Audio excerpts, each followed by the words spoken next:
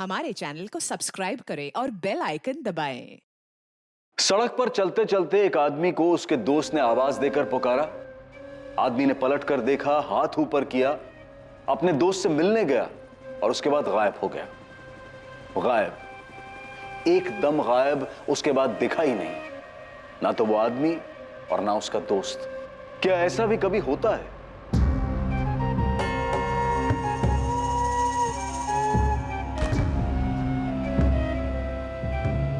पापा, हाँ। मैं निकल रहा हूँ कॉलेज के लिए। अच्छा ठीक है बेटा, चलो बाय।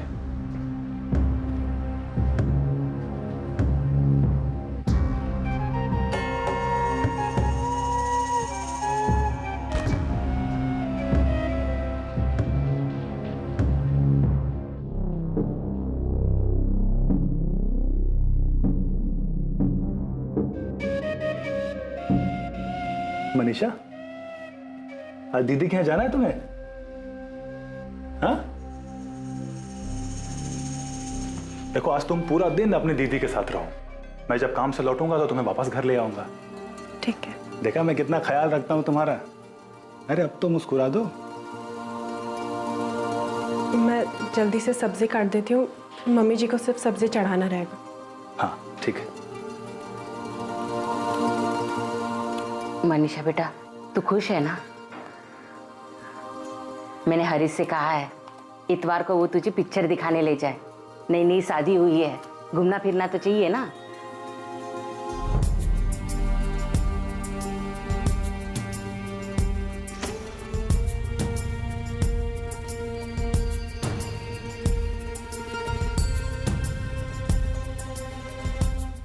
फिल्म का टिकट आज ही बुक कर लूंगा।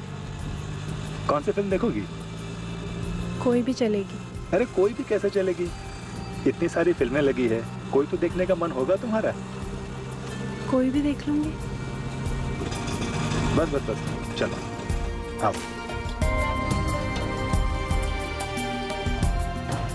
हरीश, हाय। मनीषा, एक काम करो, तुम जाओ, मैं 10-15 मिनट में आता हूँ, ठीक है? और उसके बाद वहां से काम पे चला जाऊंगा। तुम्हें पता है ना कंटेनरी का घर? आगे से राइट लोगी, उसके बाद लेफ्ट लेना। लेफ्ट लेते ही पहला मकान है। ठीक है। पहुंच जाओगे ना?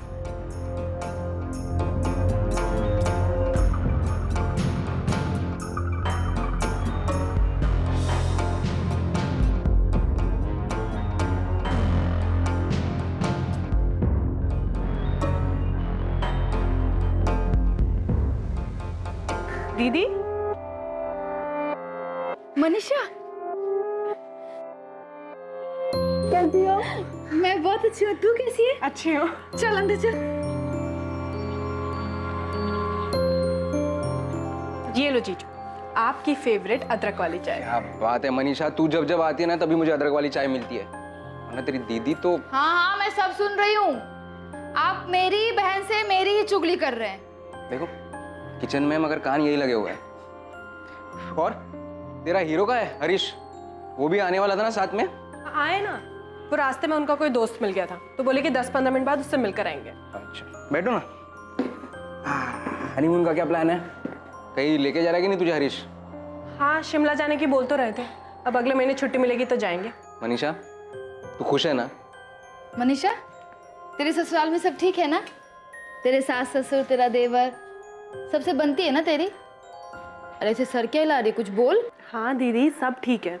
और अभी तो शादी हुई है, सबको समझने में, घुलने मिलने में थोड़ा टाइम तो लगेगा ना। ये बात भी है। मम्मी पापा की याद आती है? थोड़ी थोड़ी याद तो आएगी, लेकिन अब हरीश का घर ही तेरा घर है। अपने घर को अच्छे से संभाल, सबका ख्याल रख। और पता है, बहुत नसीब वाली है तू। हरीश इतना अच्छा लड़का मिला है तुझे। फिर सर हिला रही है, कुछ बोल। हाँ दीदी, मुझे पता है मेरा ही घर है, मुझे ही संभालना है, पर इसका मतलब ये तो नहीं ना कि सब मुझसे यही बात करेंगे। अभी जब घर गई थी 24 घंटा मम्मी पापा मुझे यही समझाते थे कि तेरा घर है, तुझे ही संभालना है। The number you are trying to call is currently switched off. Please try again later. Manisha, Harish का फोन तो अभी भी बंद आ रहा है। क्या कहा था उसने? कितने बजे आएगा तुम्हें लेने? बोले थे शाम में काम से वापस जाते वक्त ले लेंगे, पर 7 बजे तक तो आ जाना चाहिए था। लेकिन अभी तो 7:30 बज गए हैं, अभी तक उसका कुछ पता ही नहीं है।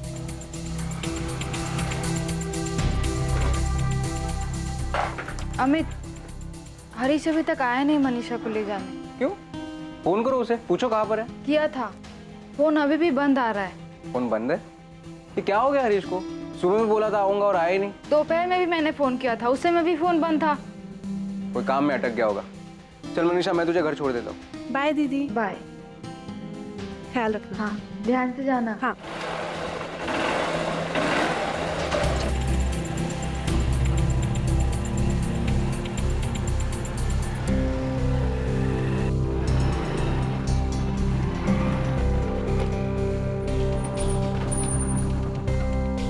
थैंक यू जीजू। बाय। बाय।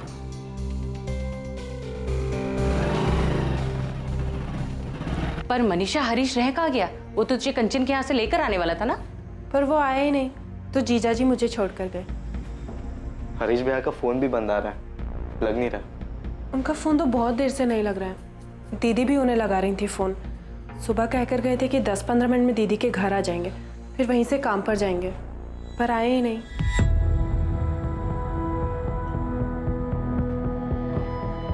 सुमित बेटा, तू एक काम कर, तू हरीश के सेठ को फोन कर। हो सकता है काम ज्यादा होने की वजह से दुकान पर ही हो। पर भैया अगर दुकान पे रुकेंगे भी तो अभी अपना फोन क्यों बंद रखेंगे? अरे तू पहले फोन तो कर, फिर बाद में पूछेंगे कि उसने फोन क्यों बंद कर रखा है। हेलो, हाँ सुमित बेटा। नहीं, हरीश तो आज सुबह से काम पर ही नहीं आया। 10:30 बजे मैंने दुकान खोली थी, तब से मैं भी उसे कॉल लगा रहा हूँ। लेकिन गौतम अंकल, हरीश भैया तो सुबह काम के लिए ही निकले थे। निकला होगा, पर वो आज पूरे दिन काम पर नहीं आया। पापा, गौतम अंकल कह रहे कि हरीश भैया आज दुकान पे गए नहीं। बेटा मनीषा, हरीश किस दोस्त के साथ गया था सुबह? पता नहीं पापा जी, उनके किसी दोस्त ने आवाज़ दी थी। उन्होंने मुझसे कहा कि मैं दीदी के घर चले जाऊँ और वो थोड़ी देर में आएंगे, पर आए ही नहीं। पर दोस्त कौन था? पता नहीं मम्मी जी, मैंने नहीं देखा। योगेश भैया या अरशद भाई? मैंने देखा नहीं देवर जी। मैं लखनऊ में हूँ, मेरी तो हरीश से आज बात तक नहीं हुई। मैं तो कल ही लखनऊ आया था, कुछ काम से आया हूँ, परसों वापस आ रहा हूँ। सुमित, क्या बात है? तो बहुत परेशान लग रहा है। योगेश भैया, हरीश भैया का फोन बंद आ रहा है। सुबह उनको कोई दोस्त मिला था जब वो मनीषा भाभी को उनकी दीदी के घर छोड़ने गए थे। मुझे लगा कि आप या अरशद भाई होंगे। नहीं सुमित, मैं तो आज मिला ही नहीं हरीश से। नहीं, मैं अगर हरीश को मिलता तो दूर से आवाज देकर भाभी से बिना मिले थोड़ी ना चले जाता। अरे कोई दोस्त था भी तो तुमने देखा तक नहीं वो कौन था? नहीं, वो बोलकर गए थे तुम दीदी के यहाँ जाओ, मैं आता हूँ। मैंने उस तरफ देखा ही नहीं। भैया अरशद भाई और योगेश भैया से भी नहीं मिले। अरे यही तो 2 दोस्त हैं उसके, अगर उनसे नहीं मिला तो फिर गया कहाँ हरीश? आपने अपने रिश्तेदारों से पता किया? शायद वहां गया हो। हाँ, सबसे बात कर ली। हरीश किसी रिश्तेदार के यहाँ नहीं गया है, लेकिन वो कहीं जाएगा भी तो अपना फोन बंद क्यों रखेगा? वो कल सुबह अपनी पत्नी मनीषा को उसकी बहन कंचन ठाकुर के यहाँ छोड़कर काम पर जाने वाला था। कंचन यही मंटू चौक के पास रहती है, पर ना तो वो काम पर गया और ना ही बहू को लेने उसके बहन के घर पहुंचा। आप हरीश का फोटोग्राफ और फोन नंबर और बाकी डिटेल्स दे दीजिए, हम पता करते हैं। और आप भी पता कीजिए कि कहीं गया हो और उसके फोन की बैटरी खत्म हो गई हो। साहब, वो कल सुबह से गायब है, फोन कहीं भी चार्ज कर सकता था। जी सर। और भैया ऐसे इंसान भी नहीं कि उन्हें कोई दोस्त मिल जाए तो वो अपना काम छोड़ के उनके साथ चले जाए। भैया के 2 ही खास दोस्त हैं, योगेश भैया और अरशद भाई, लेकिन इन दोनों में से वो कल किसी के साथ भी नहीं थे। हरीश ऐसे कैसे जा सकता है किसी दोस्त के साथ? ये अभी तक लौटा ही नहीं। मनीषा को कुछ नहीं पता कि कौन था वो दोस्त? नहीं पापा, मनीषा ने देखा ही नहीं कि किस दोस्त ने आवाज़ दी। वो सीधे मेरे घर आ गई थी। उसके बाद पूरे दिन पापा मैंने अपने फ़ोन से हरीश को फ़ोन किया, उसका फ़ोन बंद आ रहा था। ऐसा कैसे हो सकता है? कुछ गड़बड़ तो नहीं है ना कंचन? पता नहीं पापा, ऊपर से मनीषा के ससुराल वाले बार बार उसी से सवाल पूछ रहे हैं। यहाँ मैं और अमित भी परेशान हैं। समझ में नहीं आ रहा है कि ऐसे कैसे गायब हो गया, कहाँ चला गया हरीश? मनीषा और हरीश के बीच वहाँ सब ठीक तो था ना? उनके बीच कुछ ऐसा होता तो हरीश कुछ तो बताता ना। ऐसे गायब हो जाएगा क्या? और अभी 6 दिन पहले ही तो मैं मनीषा को भोपाल छोड़ के आया हूँ। उसने तुझे कुछ बताया था क्या? हरीश और उसके बीच कोई अनबन, कोई झगड़ा हुआ हो? नहीं, ऐसा कुछ नहीं बोला उसने। बल्कि वो तो ये कह रही थी कि अगले महीने वो हनीमून के लिए शिमला जा रहे हैं। सब कुछ ठीक था तो ऐसे अचानक हरीश कहाँ गायब हो गया? 15 अप्रैल 2014 ये वो दिन था जब हरीश को आखिरी बार देखा गया था। हरीश को लापता हुए 2 दिन बीत चुके थे, लेकिन हरीश की अब तक कोई खबर नहीं मिली थी। क्या यह घटना अचानक घटी थी या फिर इसकी साजिश पहले से रची जा चुकी थी? क्या हरीश का अपनी नई ब्याहता पत्नी मनीषा को उसकी बहन के घर भेजना उसी प्लानिंग का हिस्सा था? हम उस दिन सुबह दीदी के घर जाने के लिए निकले। उन्होंने रिक्शा पकड़ा और हम दोनों रिक्शा में बैठ गए। फिर उन्होंने दीदी के घर के पास रिक्शा रुकवाया। मनीषा, तुम्हें उस रिक्शा का नंबर याद है? नहीं।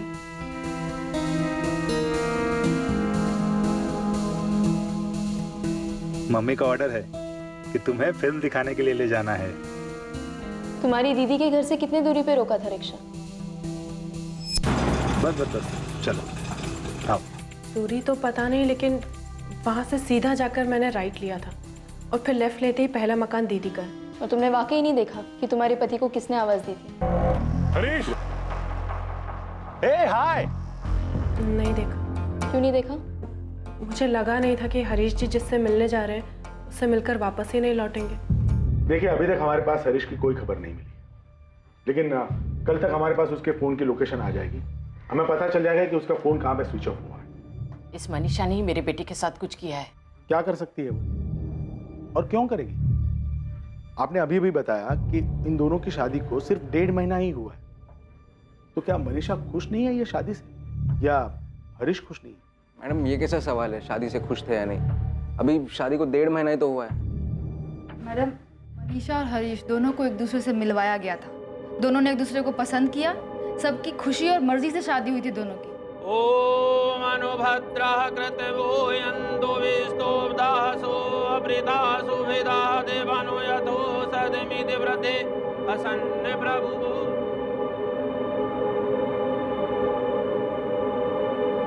मैडम, मैं हरीश को पहले से ही जानता हूँ, दोस्त है वो मेरा। जब कंचन के पापा ने कहा कि वो मनीषा के लिए लड़का ढूंढ रहे, तब मैंने उन्हें हरीश के बारे में बताया था, और मनीषा का रिश्ता लेकर हरीश के घर भी मैं ही गया था। मैडम, सब कुछ दोनों की मर्जी से हुआ था।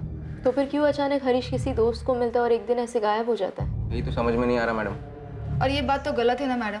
मनीषा के ससुराल वाले उस पर ही सारा इल्जाम डाल रहे हैं, जबकि उस दिन हरीश ने खुद उससे पूछा था कि अपनी दीदी के घर जाना है। मैं उस दिन सुबह बिस्तर ठीक कर रही थी, तब उन्होंने मुझसे कहा अगर तुम्हें अपनी दीदी के घर जाना है तो चली जाओ। मैंने कहा ठीक है। उसने ऐसा क्यों कहा? वो अचानक तुम्हें तुम्हारी बहन के घर क्यों भेजना चाहता था? पता नहीं मैम, मैंने पूछा नहीं। आपका बेटा हरीश खुद मनीषा से कहता है कि आज तुम अपनी बहन के घर चली जाओ, मैं काम पे जाते वक्त तुम्हें वहां छोड़ दूंगा और लौटते वक्त तुम्हें वहां से ले आऊंगा। तो आप ये कैसे कह सकती है कि मनीषा ने हरीश के साथ कुछ किया है? क्या मनीषा और हरीश के बीच में कोई प्रॉब्लम चल रही थी? साहब, 1 मार्च को जबलपुर में मनीषा और हरीश की शादी हुई और 3 मार्च को वो यहाँ हमारे घर भोपाल आई।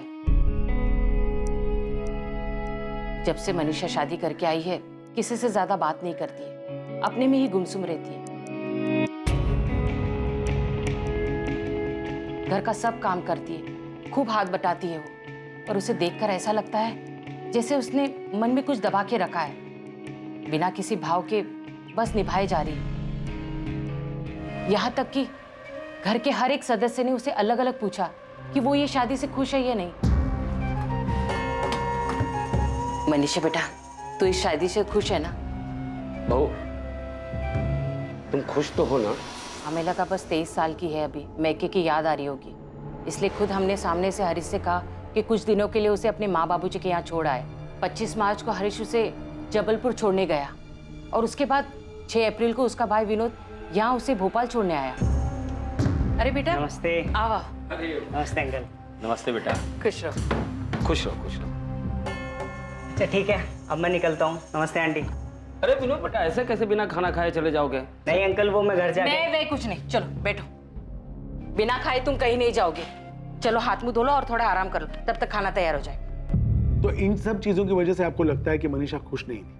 अब कैसे बताया आपको, जब भी देखो गुमसुम रहती है, अपने से कभी कुछ नहीं बोलती। सर, मम्मी बताने में हिचकिचा रही है। मैं आपको बताता हूँ इन्हें मनीषा भाभी पर शक क्यों है। हाँ बोलो सुमित।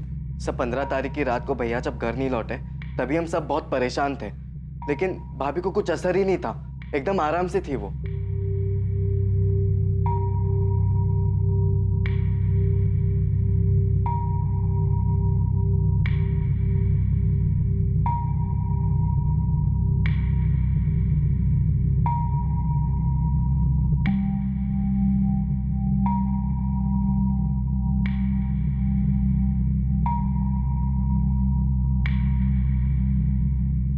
मैंने सब जगह पता कर लिया, हरीश भैया कहीं पर भी नहीं है। हमें पुलिस के पास जाना चाहिए। कैसी पत्नी है ये? हाँ, पति घर से गायब है और ये चुप चुप के खाना खा रही थी, अब आराम से सो रही है। इसे कुछ नहीं पड़ी है हरीश की। सर हमें तो समझ में ही नहीं आ रहा है कि ऐसा कैसे हो सकता है। सुबह से पति घर से गायब हो और भाभी आराम से सो रही हो। उसके पहले उसने चुपके से ठूस ठूस के खाया। हमने जब मनीषा से उसका फोन नंबर मांगा तो उसने कहा उसके पास फोन ही नहीं है। क्या सच है ये? हाँ, उसके पास फोन नहीं है। तो शादी के पहले से ही उसके पास फोन नहीं था या शादी के बाद से? शादी के पहले से ही नहीं था। लेकिन हरीश भैया बोल रहे थे कि शादी के बाद वो भाभी को एक फोन दिला देंगे। ठीक है, फिलहाल आप लोग घर जाइए। हरीश के बारे में कोई भी खबर मिलती है तो हम आपको बताते हैं। भैया को गायब हुआ आज 2 दिन हो गए, लेकिन अभी तक कुछ हम जानते हैं सुमित, हमने सभी पुलिस स्टेशन में हरीश की डिटेल्स भेज दी। जीजा जी मैं क्या करती, मुझे भूख लगी थी और वो लोग तो खाना ही नहीं खा रहे थे, तो मैंने चुपके से खा लिया और जैसे ही बेड पर आकर बैठी मेरी नींद लग गई। मुझे लगा था हरीश जी देर से ही सही पर घर आ जाएंगे। और आप लोगों ने सारा इल्जाम मनीषा पे लगा दिया कि उसने ही कुछ किया है। कुछ बोलने से पहले ये तो सोच लेते कि आपका खुद का बेटा उसे मेरे यहाँ छोड़ने आया था और उसके बाद पूरा दिन वो मेरे साथ थी। जब हरीश उसे शाम को लेने नहीं आया कितना परेशान हो गई थी खुद वो। देखिए अंकल आंटी, मनीषा अभी बस 23 साल की है, इतनी बड़ी नहीं है वो। पहली बार घर से बाहर निकली है, बचपना है अभी उसमें। भूख लग गई तो खा लिया, आंख लग गई तो सो गए। मगर ये इतनी बड़ी बात नहीं है ना कि ऐसा भी क्या बचपना अमित बेटा। चलो तुम ही बता दो, किसी दिन तुम टाइम पे घर पे ना पहुंचो, तुम्हारा कोई अता पता ना हो, तो क्या कंचन के गले से निवाला उतरेगा? क्या वो ऐसे पैर पसार के सोएगी? अगर खा लिया सो गई इसका मतलब ये नहीं कि उसी ने कुछ किया है हरीश के साथ। दीदी बात सिर्फ इतनी नहीं है। दोनों घर से साथ निकलते, रिक्शा लेते, साथ में उतरते और फिर भैया को कोई आवाज लगाता है और भाभी देखती तक नहीं है। देखो मनीषा पे इल्जाम नहीं लगा रहा है, तुम खुद ही सोचो। और अमित तुम तो हरीश के दोस्त हो ना, तुम ही बताओ वो बताए बिना कैसे जा सकता है? अंकल मैं समझ सकता हूँ, मगर आप ही नहीं हम सब परेशान हैं। और अंकल हरीश अगर आपका बेटा है ना तो मनीषा का पति है। आपको चिंता हो रही है तो हमें भी चिंता हो रही है। मम्मी पापा इतने परेशान हैं, जबलपुर से यहाँ आने के लिए निकल गए हैं। आप लोगों से हाथ जोड़ के विनती है, ऐसे ना बेवजह के इल्जाम मत लगाइए मनीषा पर।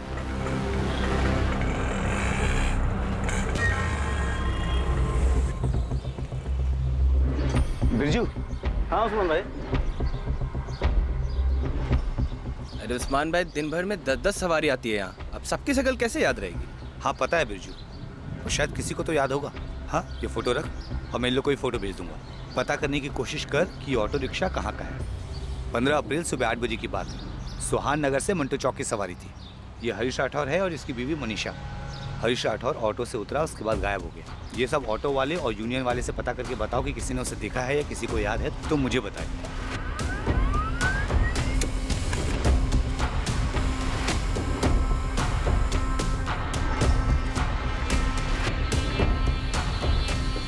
सर फोन रिकॉर्ड्स के मुताबिक हरीश की लास्ट लोकेशन मूर्तिगंज। मूर्तिगंज? ये मूर्तिगंज तो मंटू चौक से करीब 1 घंटे की दूरी पर है ना। ये सुहान नगर और ये मंटू चौक और ये है मूर्तिगंज, जो सुहान नगर और मंटू चौक से काफी दूरी पर है। सुहान नगर से मंटू चौक रिक्शा से पहुंचने में करीब 10 मिनट लगते हैं। सर अगर हरीश रिक्शा या गाड़ी से भी मूर्तिगंज गया हो तो उसे कम से कम 1 घंटा लगा होगा वहां पहुंचने में, क्योंकि सुबह 8 बजे के दौरान उस रूट पे अच्छी खासी ट्रैफिक हो जाती है। सवाल यह है कि हरीश उस दोस्त के साथ मूर्तिगंज क्यों गया, जबकि उसने मनीषा से ये कहा था कि वो 10 से 15 मिनट में वापस लौटेगा। सर हमने आसपास जितने भी रिक्शा वाले हैं, जितना भी रिक्शा स्टैंड है, उन सबसे पता लगाया, यहाँ तक कि उनकी यूनियन वालों से भी बात किया, लेकिन किसी को कुछ याद नहीं है कि किसी ने उस दिन हरीश या मनीषा को वहाँ देखा। भैया मूर्तिगंज क्यों जाएंगे? वहाँ उनका कोई काम पड़ता हो? नहीं पापा, वहाँ पे उनका कोई दोस्त भी नहीं जिनसे वो मिले होंगे। फोन रिकॉर्ड के मुताबिक हरीश का फोन मंटू चौक से मूर्तिगंज की तरफ गया और मूर्तिगंज में जाकर के स्विच ऑफ हो गया। क्या हरीश की किसी के साथ कोई दुश्मनी थी, कोई झगड़ा? नहीं सर, हरीश भैया ऐसे इंसान है ही नहीं क्यों किसी के साथ लड़ाई झगड़ा करे। मैडम हरीश मेरे यहाँ पिछले 4 साल से काम करता है। उसके और उसके परिवार वालों को मैं बहुत अच्छे से जानता हूँ। उसका किसी के साथ लड़ाई झगड़ा हो ही नहीं सकता। गौतम जी आप तो उन्हें अच्छी तरीके से जानते हैं, तब तो आपको ये भी पता होगा कि हरीश इस शादी से खुश है या नहीं। खुश, बहुत खुश है मैडम। शादी तय होने के बाद से ही उसकी खुशी का ठिकाना नहीं था। 1 महीने बाद हनीमून के लिए शिमला जाने वाला है। रोज मुझे अपनी छुट्टी याद दिलाता है। निशा को अपने साथ जबलपुर ले जा रहे हैं हम लोग। सही नहीं किया आपने हमारी बेटी के साथ। वीना जी हमारी हालत तो समझिए, 4 दिन से हमारा बेटा घर नहीं लौटा है। वो नहीं लौटा है तो इसका मतलब ये नहीं है कि आप हमारी बेटी को दोषी ठहराएंगे। कैसे कैसे सवाल पूछ रही है पुलिस कि जबलपुर में उसका कोई चक्कर है क्या? और उसी से नहीं, जबलपुर के पुलिस के खबरी हमारे पास पड़ोसी, रिश्तेदार, नातेदार सबसे उलूल जुलूल सवाल कर रहे हैं। देखिए ओम जी, फिलहाल तो हमें अपने बेटे की चिंता है। वो कभी ऐसे बताए बिना गए। राम जी, हरीश हमारा भी दामाद है, हमें भी उसकी चिंता है।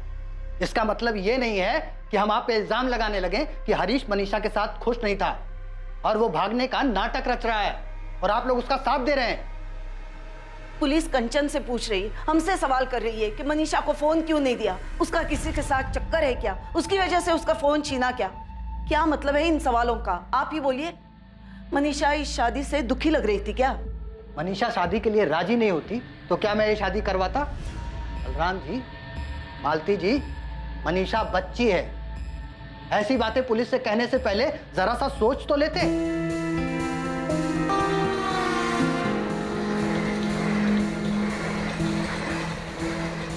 मनीषा के माता पिता उसे वापस अपने साथ अपने घर जबलपुर लेकर आ गए। हरीश के पिता बलराम राठौड़ और उसका छोटा भाई सुमित लगातार पुलिस स्टेशन के चक्कर लगाते रहे, इस उम्मीद में कि हरीश की कोई खबर मिले। उधर जबलपुर में मनीषा के माता पिता भी उससे पूछते रहे कि 15 अप्रैल को उसका पति हरीश किस दोस्त के साथ गया था, पर मनीषा के पास इसका कोई जवाब नहीं था। याद करके देख। मनीषा का परिवार जानना चाहता था कि क्या मनीषा और हरीश के बीच कोई झगड़ा या अनबन थी, जिसकी वजह से हरीश इस तरह से अचानक एक दिन चला गया था। पुलिस हरीश के दोस्त योगेश वर्मा और अरशद खान से भी बार बार पूछताछ कर रही थी, पर हर बार उनका भी यही कहना था कि उन्हें नहीं पता कि हरीश कहां चला गया है। पुलिस ने हरीश की फोटोज और पोस्टर्स से भोपाल की अखबारों और दीवारों को भर दिया था, इस आशा में कि कहीं से हरीश की कोई खबर मिले। सुमित, हमने हरीश का फोन सर्वेलेंस पे डाल दिया। जैसे ही उसका फोन स्विच ऑन होता है, हमें पता चल जाएगा कि उसकी करंट लोकेशन क्या है। सर, जबलपुर से कुछ पता चला कि भाभी का वहां पे? नहीं सुमित, ऐसा तो कुछ सामने नहीं आया। हमने मनीषा की बहन कंचन और उसके पति अमित से कई बार पूछताछ की कि कहीं उनका तो कोई हाथ नहीं है हरीश के गायब होने में, लेकिन ऐसा कोई भी इंसान या मकसद सामने नहीं आया जिससे यह पता चल सके कि हरीश को मिलने कौन आया था जिसके बाद वो गायब हो गया। आंटी, मैंने अपने दोस्त से पता करवाया है, वहाँ जबलपुर में मनीषा के दूसरी शादी की कोई बात नहीं चल रही है। और वैसे भी वो अभी दूसरी शादी कर भी नहीं सकती है, क्योंकि हरीश अभी तक सिर्फ लापता है और कुछ पता भी तो नहीं चला है कि वो अब। कंचन दीदी बोल रही थी हरीश जीजा जी के घर वाले उन्हें अभी तक ढूंढ रहे हैं। ढूंढेंगे ही ना बेटा, उनके घर का बड़ा बेटा गायब हुआ है, कोई छोटी बात थोड़ी ना है। मनीषा, हम तेरी सारी बात मानते हैं, सही है, पर बेटा हरीश को कोई परेशानी थी क्या? नहीं पापा, कोई परेशानी नहीं थी। हरीश से तेरी ठीक से बात तो होती थी ना, कोई मनमुटाव तो नहीं था? नहीं मम्मी, सब कुछ ठीक था। अमित, आप हरीश को 2-3 साल से जानते हो, कहीं ऐसा तो नहीं कि उसका किसी और लड़की के साथ या औरत के साथ? अमित, वो ऐसे कैसे जा सकता है? पता नहीं कंचन, हरीश को गायब हुए 1 महीने से ऊपर हो गया है, ना कोई एक्सीडेंट ना कुछ और। ऐसे कैसे कोई दोस्त उसे बुलाता है और फिर आज तक वो गायब है? कैसे हो सकता है? अब तो पुलिस भी कुछ नहीं कर रही है। मैं तो अब भी यही कहूंगी कि उस मनीषा ने मेरे हरीश के साथ कुछ गलत किया है। बलराम जी, मैंने आपके कहने पर सुहान नगर पुलिस थाने से केस फाइल मंगवाकर अच्छी तरह पढ़ी। लोकल पुलिस ने कहीं कोई कुताही नहीं बरती, जो कर सकते थे सब किया है। हरीश का फोन अभी भी सर्विलेंस पे है। डीसीपी साहब, आप ही बताएं, ऐसा कैसे कोई 20 सड़क पर किसी दोस्त के बुलाने पे जाता है और गायब हो जाता है? आज 1.5 महीने हो गए मेरे बेटे को गायब हुए, अभी तक उसकी कोई खबर नहीं मिली है। सर, अक्सर सुना है कि अचानक किसी को हार्ट अटैक आ गया या अचानक किसी का एक्सीडेंट हो गया, लेकिन ऐसे भीड़ में अचानक कोई गायब नहीं होता। मेरे भाई इंसान है, कोई पानी नहीं जो भाप बन के उड़ गया और किसी का ध्यान तक नहीं गया हो। मैं हाथ जोड़ के विनती करता हूँ, मेरे बेटे को ढूंढ दीजिए, बहुत ही शरीफ बच्चा है मेरा। मैं अपनी खास टीम लगाता हूँ हरीश मिसिंग केस में।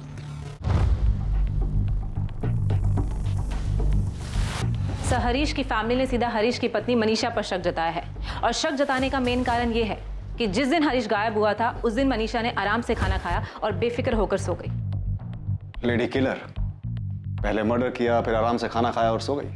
सर, लोकल पुलिस को लड़की के अतीत में कुछ नहीं मिला। बाकी केस में उन्होंने छानबीन की है, पर रेलवे स्टेशन और एक्सीडेंट पर कोई भी ऐसा सुराग नहीं मिला कि हरीश कहाँ हो सकता है, वो कहाँ जा सकता है। हरीश के उस दोस्त का भी पता नहीं चला होगा जिसने उसे पीछे से आवाज देकर बुलाया था। हरीश, हाय। नहीं, हरीश के 2 ही खास दोस्त हैं। एक है योगेश वर्मा जो उस दिन लखनऊ में था, और दूसरा अरशद खान जो उस दिन अपने गैरेज पे था। लोकल पुलिस ने उन दोनों के फोन रिकॉर्ड्स चेक किए हैं। हरीश को गायब हुए लगभग 2 महीने बीत चुके हैं, उसका अभी तक कुछ पता नहीं चला। क्या लगता है तुम्हें, मर्डर हुआ होगा उसका? सर, हरीश के बैकग्राउंड में ऐसा कुछ भी नहीं मिला जिससे ये लगा हो कि वो पहले से परेशान हो, मेंटली डिस्टर्ब हो या शादी से खुश ना हो इसलिए सब कुछ छोड़कर भाग गया। हरीश की इमेज बहुत ही सीधे साधे आज्ञाकारी बेटे की है। उसकी लाइफ में कोई लड़की? लोकल पुलिस को उसके फोन रिकॉर्ड्स और छानबीन में ऐसा कुछ भी नहीं मिला। Sir, Jain sir, I am very sorry, मैं थोड़ा लेट हो गया। वो लेट नहीं कपिल, तुमने बिल्कुल सही टाइम पर एंट्री मारी है। लेकिन इस केस में कोई था जिसने 15 अप्रैल को अचानक एंट्री मारी थी और जिसका अभी तक कुछ पता नहीं चल पाया है। पूजा, हरीश की फैमिली से कहो कि शादी के एल्बम लेकर आए। सर, ये ओम और बीना मनीषा के माता पिता, और ये मनीषा की बड़ी बहन कंचन और उसका पति अमित। और सर ये विनोद है, मनीषा भाभी का छोटा भाई। और ये दोनों हरीश के दोस्त अरशद खान और योगेश वर्मा। ये लड़का कौन है जो मनीषा के परिवार के साथ भी नजर आ रहा है और इस फोटो में अलग से हरीश और मनीषा के साथ है इस औरत के साथ? पता नहीं सर, मनीषा भाभी का कजन होगा शायद, लड़की वालों की तरफ से था, लेकिन इसका नाम नहीं पता हमें। शादी में तो हरीश और मनीषा काफी खुश लग रहे हैं। लग नहीं रहे, खुश थे साहब। ये मनीषा का जीजा अमित, मनीषा का रिश्ता लेकर यही आया था ना आपके पास? जी। हरीश ने मनीषा को देखते ही शादी के लिए हाँ कर दी थी। जी, हरीश भैया को मनीषा भाभी बहुत पसंद आई थी। और मनीषा को भी हरीश काफी पसंद आया था? पता नहीं, पर वो लोग तो यही कह रहे थे। शादी तय होने के बाद मनीषा और हरीश की फोन पे बात होती थी? जी। हरीश मनीषा से बात करने के लिए मनीषा के पिता ओम प्रकाश के नंबर पे फोन किया करता था। हाँ सर। बलराम जी, सुमित, शादी के बाद 1.5 महीने में क्या कभी मनीषा अकेले मार्केट गई थी या फिर काफी देर के लिए घर से बाहर अकेले रही हो? नहीं, अकेली तो वो कभी बाहर नहीं गई। शादी के बाद 3 हफ्ते वो यही रही, उसके बाद मैके चली गई। 1 हफ्ते बाद लौटी, लौटने के 1 हफ्ते बाद तो ये हो ही गया था। उसके बाद उसके माँ बाप उसे लेकर चले गए। मनीषा ने कभी किसी से बात करने के लिए आपसे फोन मांगा था? नहीं सर, मुझसे तो कभी फोन नहीं मांगा। मुझसे भी नहीं। हरीश के फोन रिकॉर्ड से भी ऐसा कुछ नहीं मिला है कि मनीषा ने किसी से बात की हो। आप लोगों ने पक्का कभी नहीं देखा कि मनीषा के पास कोई फोन था? साहब, हमें पता है उसके पास कोई फोन नहीं था, क्योंकि उसके पिताजी मनीषा से बात करने के लिए मेरे फोन पे फोन किया करते थे। सर, मनीषा भाभी के पापा ही नहीं, उनकी बड़ी बहन और जीजाजी भी हमारे फोन पे कॉल करते थे। हरीश के गायब होने के पीछे मनीषा का ही हाथ है। कुछ तो है जो वो छुपा रही है। अजीब बात है कि एक 23 साल की लड़की के पास फोन नहीं, इसके पीछे कोई तो वजह होगी। मुझे नहीं लगता कि मनीषा के माँ बाप से बात करने का कोई फायदा है। वो अब भी वही कहेंगे जो पहले कहा था। शायद मनीषा के अतीत के बारे में उसके माँ बाप को कुछ मालूम ही ना हो, और मालूम होगा भी तो इतना सब कुछ होने के बाद शायद वो अनजान बन रहे हो। अब हम कोई खबर ही नहीं लगाएंगे, कोई सीधी कार्रवाई नहीं करेंगे। पहले ब्लूप्रिंट तैयार करेंगे, उसके बाद पूछताछ होगी। तुम दोनों अभी जबलपुर निकल जाओ और अपने तरीके से काम शुरू करो।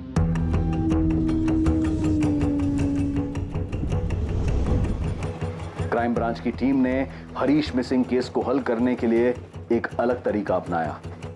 क्राइम ब्रांच की टीम जबलपुर पहुंची, पर उन्होंने किसी से कोई सवाल जवाब नहीं किया। क्राइम ब्रांच की टीम ने मनीषा के पिता के घर के आसपास ही एक घर किराए पर लिया। शांति से, चुपचाप, बिना किसी संदेह को जाहिर होने दिए, क्राइम ब्रांच की टीम ने मनीषा और उसके पूरे परिवार पर नजर बनाए रखी। मनीषा की हर गतिविधि पर क्राइम ब्रांच के अधिकारियों की नजर बनी हुई थी।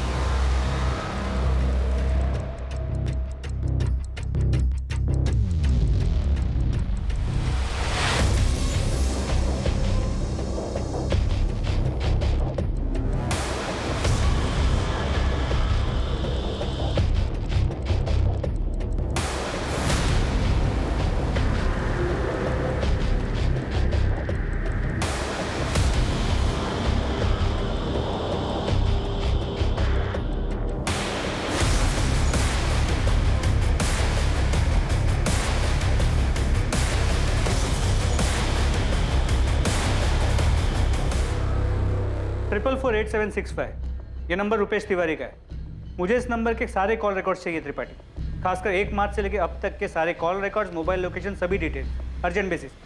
रुपेश तिवारी?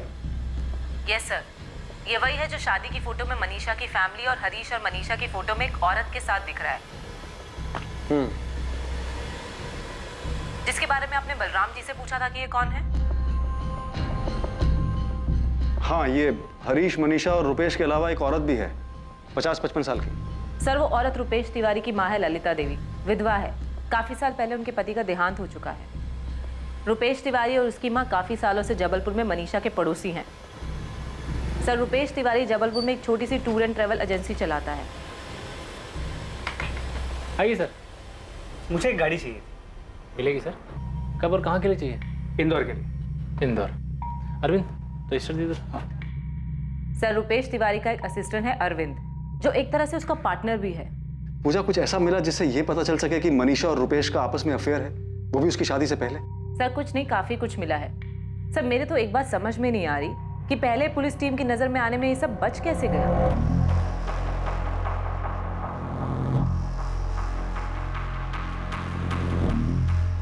पूजा, इतनी साफ दिखने वाली बात नजरअंदाज कैसे हो सकती है?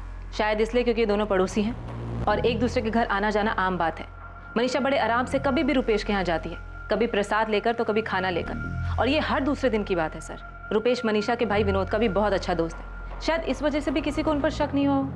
एक दूसरे के घर आना जाना मिलना आम बात है, सिवाय इसके कि ये दोनों सुबह पार्क में लवर्स की तरह भी मिलते हैं। सर इन दोनों के हाव भाव को देखकर साफ पता चलता है। हम मनीषा के अतीत में कुछ ढूंढ रहे हैं, इसलिए कहीं हम जबरदस्ती तो इनका अफेयर नहीं बना रहे। हो सकता है कि ये सचमुच में सिर्फ पड़ोसी हो। नहीं सर, मैं शर्त लगा सकती हूँ कि इन दोनों का अफेयर चल रहा है और इन दोनों के अफेयर के पीछे ही हरीश के गायब होने का राज छुपा है। इतना ही नहीं, मैं दावे के साथ कह सकती हूँ कि हरीश का मर्डर हो चुका है। सर हमने बिल्कुल सही जगह पे निशाना लगाया, ये पक्का पहली टीम से छूट गया था। रुपेश तिवारी के फोन रिकॉर्ड्स में कुछ मिला है क्या? नहीं, कुछ नहीं है, फिर भी सब कुछ इसी में है। क्या मतलब? सर ये तो सच है कि मनीषा के पास कोई फोन नहीं है, पर 15 तारीख को रुपेश के मोबाइल की लोकेशन भोपाल की नहीं बल्कि जबलपुर की है। सब कुछ उनके फेवर में है, तो मिला क्या?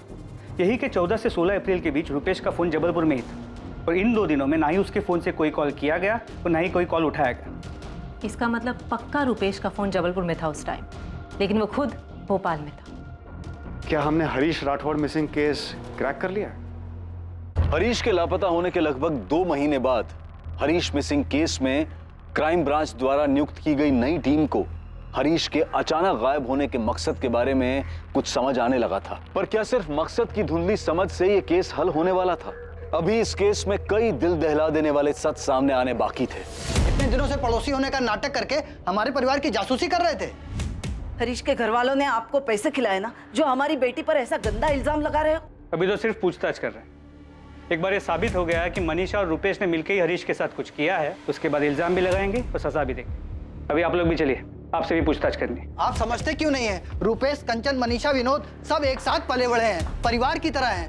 सर रुपेश हमारे लिए बड़े भैया जैसे है, और अगर ऐसा कुछ होता मनीषा और रुपेश के बीच में तो मेरी बहन उस हरीश जीजू से शादी क्यों करती? मनीषा ने आपको बताया कि ये सब उसने रुपेश के साथ मिलकर किया है? सर शादी में रुपेश हर काम बढ़ चढ़ कर रहा था, तो हमें लगा दुल्हन का भाई होगा, तो तब से इन दोनों के बीच में ये सब चल रहा था। अभी कुछ कंफर्म नहीं है, लेकिन हमें भी ऐसा लग रहा है कि इनके बीच में कुछ चल रहा है। सर मैं एक बात बता रहा हूँ, ये मनीषा ही नहीं उसके परिवार ने मिलकर ये किया है। शुरू से सब जानते थे, धोखा दिया है हमें, खासकर उसके भाई विनोद ने। क्या कहा पापा ने? वो भोपाल आ रहे, क्राइम ब्रांच की कोई टीम उन्हें मनीषा और रुपेश को यहाँ पर लेकर आ रही है। उनके हिसाब से रुपेश और मनीषा के बीच कुछ। रुपेश और मनीषा? अरे क्राइम ब्रांच वालों का दिमाग तो नहीं खराब हो गया है ना? कहीं ऐसा तो नहीं है कि हरीश के घर वालों ने कुछ कर दिया हो और खुद को बचाने के लिए सारा इल्जाम मनीषा पे डाल रहे हैं? मनीषा, इतने महीनों बाद भी तुम्हें अपने पति की कोई खास फिक्र नहीं हुई कि वो अभी तक क्यों नहीं मिला?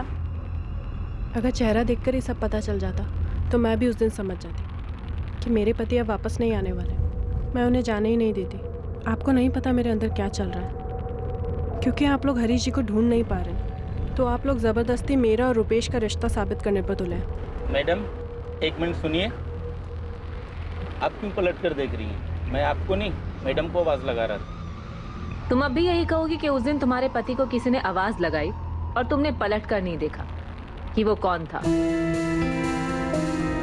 मनीषा, हम जानते हैं कि हरीश को गायब करने में तुम्हारा ही हाथ है।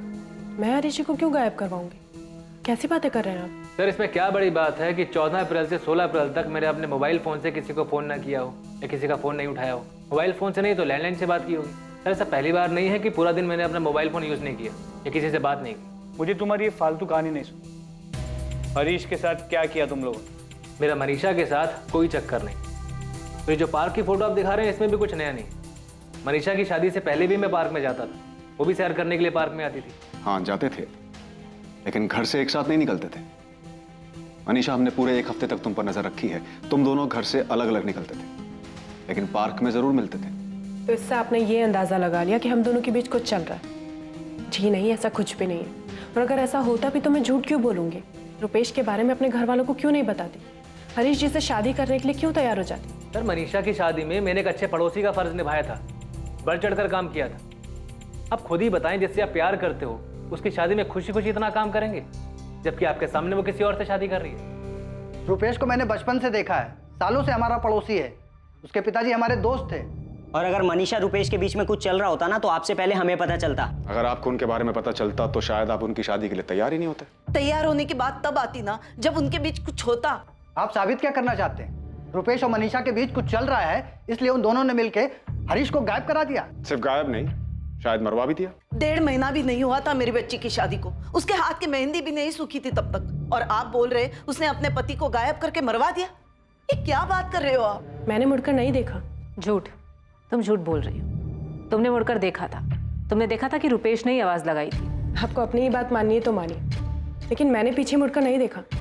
मैं नहीं जानती वो कौन दोस्त था जिसने हरीश जी को आवाज लगाई। सर, आपको जो कहना है, जो करना है करिए। ज़्यादा से ज़्यादा आप क्या करेंगे? मुझे मारेंगे, पीटेंगे? फिर भी मैं आपसे यही कहूँगा कि मेरे और मनीषा के बीच में कुछ भी नहीं। फिर मनीषा और मैंने एक दूसरे का हाथ क्या पकड़ लिया? आपने तो पूरी फिल्म बना दी। जिस दिन हरीश गायब हुआ उस दिन मैं भोपाल में था ही नहीं, मैं जबलपुर में था। सर, दुनिया की कोई भी ताकत मुझे किसी गलत काम के लिए हामी नहीं भरवा सकती, ना ही कोई गलत काम करवा सकती।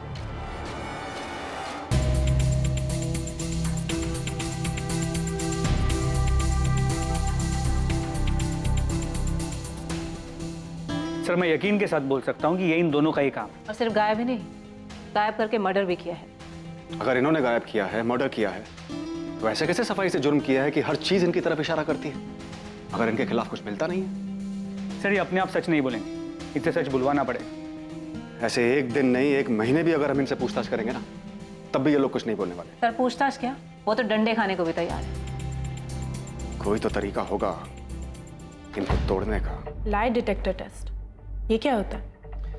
ये वो टेस्ट होता है जिससे साफ हो जाएगा कि तुम लोग सच बोल रहे हो या झूठ।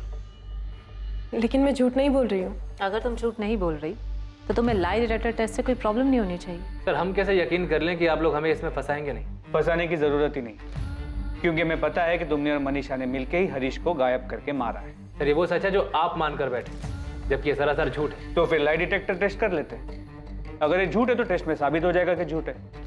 तुम्हें इससे कोई प्रॉब्लम भी नहीं होनी चाहिए। हमें इन्हें किसी और तरीके से भी घेरना होगा। एक काम करो, इन्हें जाने दो और रुपेश के और मनीषा के माँ बाप, भाई बहन, जीजा सबके फोन टैप करो और इन्हें आपस में सलाह करने दो कि आगे क्या करना है। मुझे पूरा यकीन है कि ये इन्होंने ही किया है और हमें किसी भी तरह ये सच इनसे उगलवाना होगा। मनीषा, देख बेटा, कल जो भी हो हम तुम्हारे साथ हैं, हमें तुम पर विश्वास है, पर एक बात सच सच बताओ कि मैंने कुछ गलत किया है। हाँ, और ये रुपेश वाली बात कितनी सच है? मम्मी, पापा, आप लोग जो बोलोगे मैं करूँगी, जिससे आपको यकीन हो जाए कि मेरे और रुपेश के बीच कुछ भी नहीं है। जिसकी कसम खाने को बोलोगे मैं खा लूँगी। मेरे और हरीश जी के बीच सब कुछ ठीक था, हम दोनों में कोई झगड़ा नहीं था। मेरी गलती उस दिन सिर्फ इतनी हुई कि मैंने मुड़कर नहीं देखा हरीश जी को आवाज़ किसने दी थी, जिसकी मुझे इतनी बड़ी सज़ा मिल रही है। मुझे नहीं पता हरीश जी के साथ क्या हुआ है, शायद सचमुच उनका मर्डर हो गया हो, लेकिन मेरा इससे कोई लेना देना नहीं है। आप लोग मेरा यकीन कीजिए, मुझ पे इस तरीके से शक मत करिए प्लीज़। मम्मी, वो लोग मुझे और मनीषा को निशाना बना रहे हैं, कुछ भी करके हमें फंसाना चाहते हैं बस। पर ऐसा कर क्यों रहे हैं? तुझे फंसाना क्यों चाहते हैं? पता नहीं उनके दिमाग में क्या चल रहा है, क्यों ज़बरदस्ती मेरा और मनीषा का रिश्ता साबित करने पर तुले, जबकि हमारे बीच तो ऐसा कुछ है भी नहीं। अरे वो जो टेस्ट करना चाहते हैं, जो तू बोल रहा है, लाई डिटेक्टर टेस्ट, पता नहीं मम्मी क्या होता है। तो बोल रहे हैं कि इससे सारा सच सामने आ जाता है। अगर सच झूठ का पता चल सकता है तो तुझे बिना डरे हाँ कह देना चाहिए। मेरी समझ में एक बात नहीं आ रही है कि मनीषा का पति गायब हुआ है तो तुझे क्यों घसीट रहे हैं?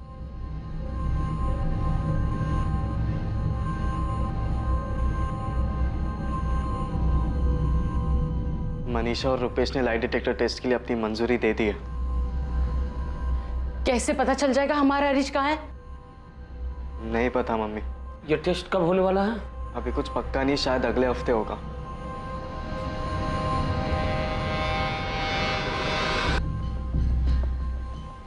पापा, मम्मी के सामने बोलने की हिम्मत नहीं हो रही थी पर उन्होंने और भी कुछ कहा। क्या? यही ना कि शायद अब हरीश जिंदा नहीं है।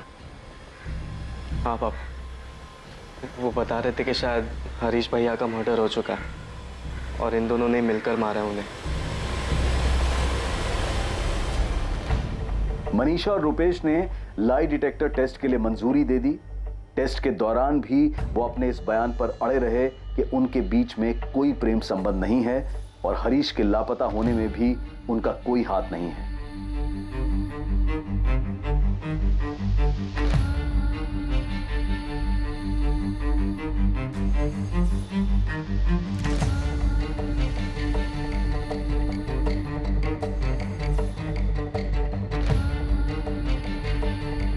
रुपेश, तुम्हारा और मनीषा का अफेयर कब से चल रहा? हमारा कोई अफेयर नहीं है। हरीश के साथ तुम्हारे संबंध कैसे? दोस्त था वो तुम्हारा? हाँ। सिर्फ दोस्त या करीबी दोस्त? हरीश से मेरी मुलाकात तब हुई थी जब वो जबलपुर में मनीषा से शादी करने आया था। 2-4 दिन में ही अच्छी दोस्ती हो गई थी हमारी। इतनी अच्छी कि तुम अगर अचानक से भोपाल आओ और सड़क पे उसे आवाज दो तो तुम्हें पहचान लेता? हाँ, पहचान लेता। अगर तुम उसे अपने साथ कहीं चलने को बोलो तो चलेगा? हाँ, हो जाता। बिल्कुल वैसे ही जैसे वो कभी जबलपुर आता और मुझे मिलने के लिए बुलाता तो मैं उससे मिलने चला जाता। मनीषा, ये सच है कि 15 अप्रैल को तुमने और हरीश ने कंचन के घर जाने के लिए रिक्शा लिया ही नहीं? नहीं, ये झूठ है क्योंकि हमने रिक्शा लिया था। रिक्शा के पैसे किसने दिए? हरीश जी ने। तुम्हारा फोन नंबर क्या है? मेरे पास फोन नहीं है। मैं उस फोन की बात कर रही हूँ जो रुपेश ने तुमको ला कर दिया था। रुपेश ने मुझे कोई फोन ला कर नहीं दिया। तो बिना फोन के रुपेश तुम्हें भोपाल में कांटेक्ट कैसे करता था? मेरे और रुपेश के बीच ऐसा कुछ भी नहीं है कि उससे मुझे कांटेक्ट करना पड़ता। जब तुम 1 हफ्ते के लिए जबलपुर गई थी तब तुम दोनों ने हरीश की किडनैपिंग और मर्डर का प्लान किया था? नहीं। तो भोपाल में किया था। मनीषा, तुमने और रुपेश ने हरीश को मारने का प्लान भोपाल में बनाया था? ऐसा कभी कोई प्लान नहीं था। हरीश को कहाँ मारा? मैंने हरीश जी को नहीं मारा। तो किसने मारा? रुपेश ने मारा। रुपेश ने अकेले हरीश को मारा या उसके साथ कोई और भी था? मुझे नहीं पता। क्या नहीं पता? कि रुपेश के साथ कौन था या फिर रुपेश ने हरीश को कहाँ मारा? क्या नहीं पता मनीषा? मुझे नहीं पता हरीश जी को किसने मारा। मतलब तुम्हें पता है कि हरीश मर चुका है, उसका मर्डर हो चुका है? नहीं, मुझे नहीं पता। तुम हरीश को मंटू चौक से कहाँ लेकर गए? मैं उसे कहीं लेकर नहीं गया था। तो तुमने भोपाल में ही मारा है उसे? तुम मनीषा से प्यार करते हो? तुम रुपेश से प्यार करती हो? मनीषा का कहना है कि उसे ये तो नहीं पता तुमने हरीश को मारा है या नहीं, मगर उसे लगता है कि तुम मनीषा को पाने के लिए हरीश को मार सकते। रुपेश, क्या ये सच है? तुमने हरीश को मारा है?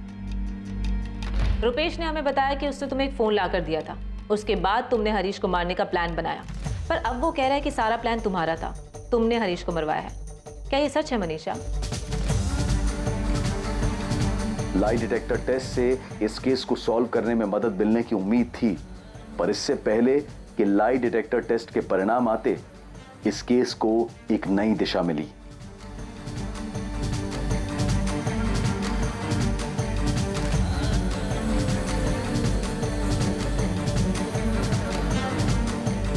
सर, साइबर सेल टीम जो हरीश राठौर के फ़ोन को सर्विलेंस कर रही थी, उन्होंने ये फ़ोन नंबर भेजा है। ये नंबर हरीश के फ़ोन में एक्टिव हुआ है। सेम IMI नंबर है। रिंग जा रही। 2 महीने बाद आज हरीश का फोन एक्टिव हुआ।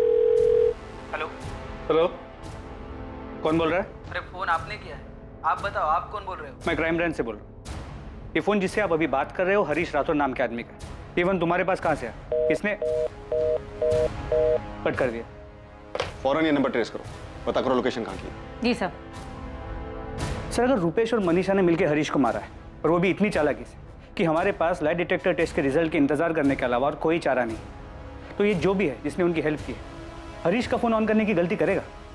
बिल्कुल कर सकते हैं। पॉसिबल है कि वो लाई डिटेक्टर टेस्ट से डर गए कि कहीं उनका सच सामने ना आ जाए। इसलिए वो हरीश का फोन ऑन करके हमें गुमराह करना चाहते हैं ताकि हम ये सोचें कि हरीश जिंदा है और हम उनकी तरफ ध्यान ही ना दें। मनीषा, तू मेरी छोटी बहन है, चाहे जो भी हो मैं तेरे साथ हूं। दीदी, क्या तुम घुमा फिरा के मुझसे ये पूछना चाहती हो कि मैंने हरीश जी को मारा है या नहीं? देख मनीषा, सच बता, क्या सच में तेरे और रुपेश के बीच में ऐसा कुछ है जो हम में से कोई नहीं देख पाया? एक परिवार जो दुख में डूबा था, इंतजार कर रहा था ये जानने के लिए कि आखिर उनके बेटे हरीश के साथ क्या हुआ था, जिसे लापता हुए भी अब 2 महीने से ज्यादा बीत चुके थे। हरीश के एक दिन अचानक गायब हो जाने के इस केस में सच क्या था और झूठ क्या था? सच, क्या यही सच था कि एक औरत ने अपने प्रेमी के साथ मिलकर अपने पति की हत्या की थी, वो भी इतनी सफाई से, इतनी चालाकी से कि पुलिस को उनके खिलाफ कोई सुराग तक नहीं मिल रहा था?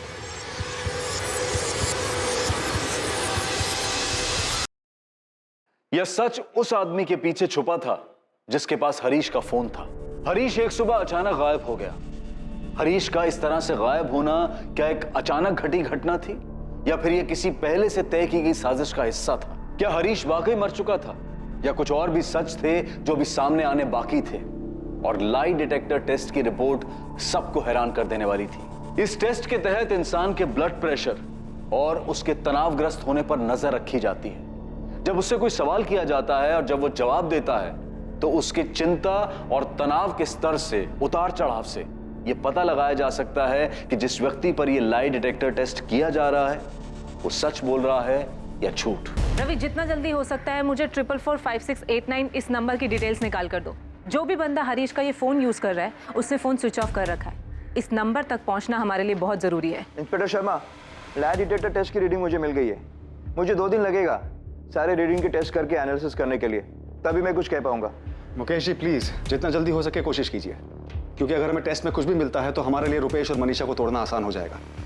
ये लोग ऐसे नहीं बोलेंगे, दोनों बहुत शातिर हैं। आप मुझे 2 दिन का टाइम दीजिए, 2 दिन में रिपोर्ट आपके सामने होगी। सर 444569 नंबर की डिटेल्स कल शाम तक मिल जाएगी। पूजा, ये 444569 ये नंबर हरीश या रुपेश के कॉल रिकॉर्ड्स में कहीं नजर नहीं आ रहा। सर मुझे एक बात काफी अजीब लग रही है। जिसके पास भी हरीश का ये फोन था उसने इतने दिनों तक फोन संभाल के रखा, अब जाके इसमें सिम डाला है, क्यों? एक बार इसके कॉल रिकॉर्ड्स आ जाए फिर पता चलेगा कि रुपेश और मनीषा क्या गेम खेल रहे हैं।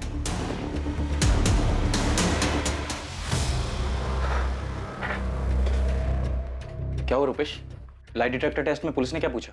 वही जो कस्टडी में पूछ रहे थे। इस बार नया ये था कि कुछ तार वार लगाए थे उन लोगों ने। तो उससे सच पता चल जाता है क्या? पता नहीं, कह तो रहे थे। यार मैं तो शुरू से ही सच बोलता आ रहा हूँ, जो वो लोग मानने को तैयार ही नहीं है। बीना, मनीषा कैसी है? कुछ टेंशन में, कुछ सोच में, ऐसा कुछ दिखा क्या? नहीं, शक्ल से तो ऐसा कुछ नहीं दिख रहा है।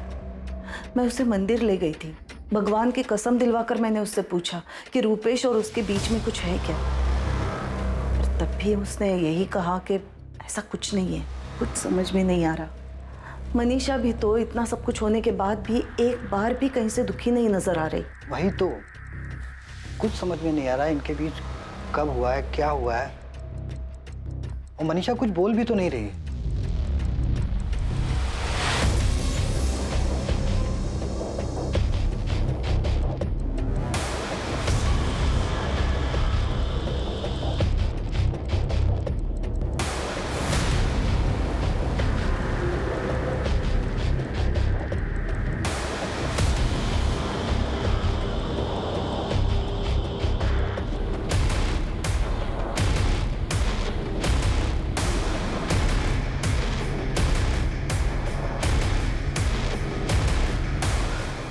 इंस्पेक्टर ने बताया कि इन दोनों से बहुत अलग अलग तरीकों से पूछताछ की है, लेकिन ये दोनों मानने को तैयार ही नहीं है कि इनका कोई अफेयर है या इन्होंने हरीश भैया के साथ कुछ किया है। सुमित, तुझे पता है पुलिस की खबरें इस बारे में भी पता करने की कोशिश में है कि तेरा और हरीश का कोई झगड़ा था क्या, प्रॉपर्टी या किसी बात को लेकर। मैं ये नहीं कह रहा हूँ कि उन्हें कुछ मिलेगा, पर वो लोग ये एंगल भी देख रहे हैं। मनीषा को सजा होनी चाहिए क्योंकि वो झूठ बोल रही है, लेकिन मनीषा बताए तो सही कि उस दिन हरीश से कौन मिलने आया था और कहाँ है वो, क्या हुआ उसके साथ। सुमित, कुछ भी हो जाए तू और अंकल इस केस में बिल्कुल ढील मत देना। वरना वो रुपेश और मनीषा दोनों साफ साफ बच निकलेंगे।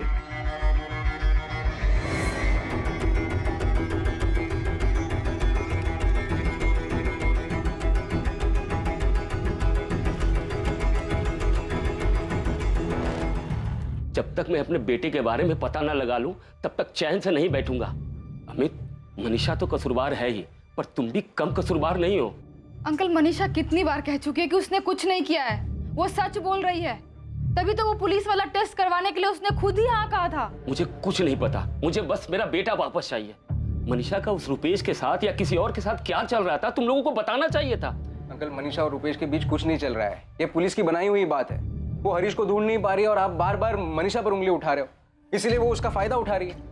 अंकल, आप ही सोचिए ना, वो ऐसा क्यों करेगी? बस 23 साल की है और इतनी शातिर है कि उसने हरीश को गायब कर दिया और आज तक किसी को पता भी नहीं लगने दिया कि हरीश कहाँ पर है। अंकल देखिए, आप भी एक बार सोचिए, क्या हरीश के पास ऐसी कोई वजह थी ऐसे चले जाने की? आपने ऐसे ही मनीषा पे इल्जाम लगा दिया। हरीश के वो जो दोनों दोस्त हैं, योगेश और वो अरशद, आपने उन लोगों के बारे में पुलिस को बताया कि जाके वहां भी सच ढूंढे। देखिए अंकल, आपकी तरह हम भी सच जानना चाहते हैं। हम भी जानना चाहते हैं कि हरीश के साथ ऐसा क्या हुआ, कहाँ गया वो।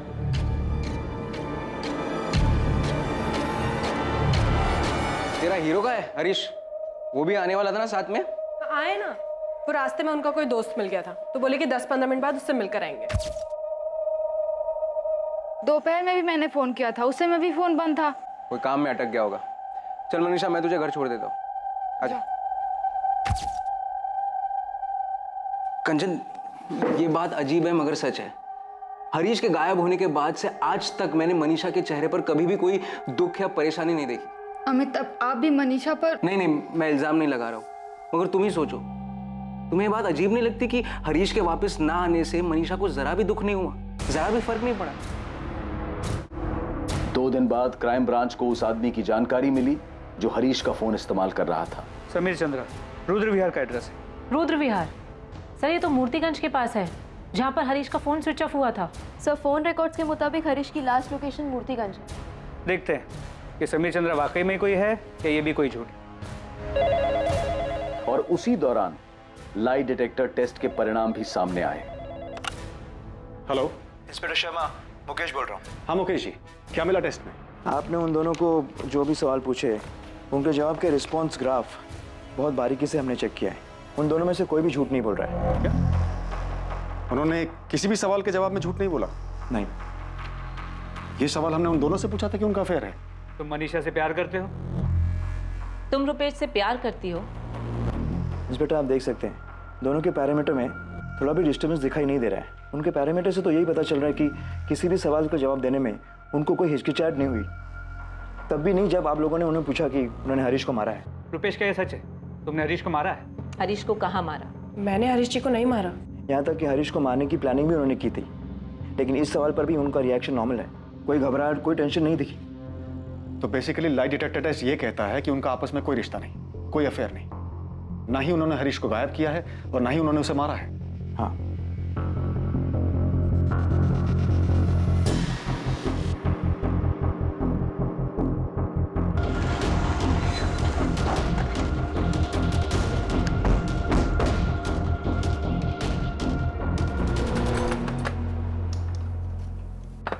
जी कहिए। समीर चंद्रा यहीं रहता है। आप लोग कौन? Crime branch. जी, मैं ही समीर चंद्र हूँ, कहिए क्या काम है? तूने फोन क्यों काटा? हेलो, कौन बोल रहा है? आप बताओ, आप कौन बोल रहे हो? मैं क्राइम ब्रांच से बोल रहा हूँ। ये फोन जिससे तुम अभी बात कर रहे हो हरीश राठौर के नाम का है। सब मैं कुछ समझा नहीं। मैंने फोन किया था तुझे और जब पूछा कि हरीश का फोन तेरे पास कैसे आया, तूने फोन काट दिया। अब तू हरीश का फोन खुद से हमें देगा या हम हमारे तरीके से तेरे घर में ढूंढे?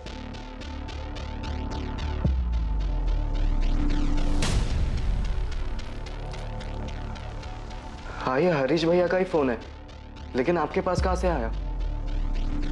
ये फोन हमें समीर चंद्र नाम के एक आदमी के पास से मिला है, किसी फैक्ट्री में ड्रिल ऑपरेटर है। मैम, लेकिन उस आदमी के पास हरीश भैया का फोन कहाँ से आया?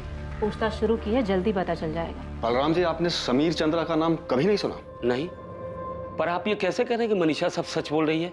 ये कैसा लाई डिटेक्टर टेस्ट है आपका? देखिए बलराम जी, जरूरी नहीं कि टेस्ट में जो आए वो सही हो, लेकिन यह भी सच है कि रिपोर्ट्स के हिसाब से मनीषा और रुपेश दोनों झूठ नहीं बोल रहे। हम इस समीर चंद्रा से पूछताछ कर रहे हैं, हो सकता है इसका हरीश के गायब होने में कोई हाथ हो। साहब, मनीषा झूठ बोल रही है, बहुत चालाक है वो।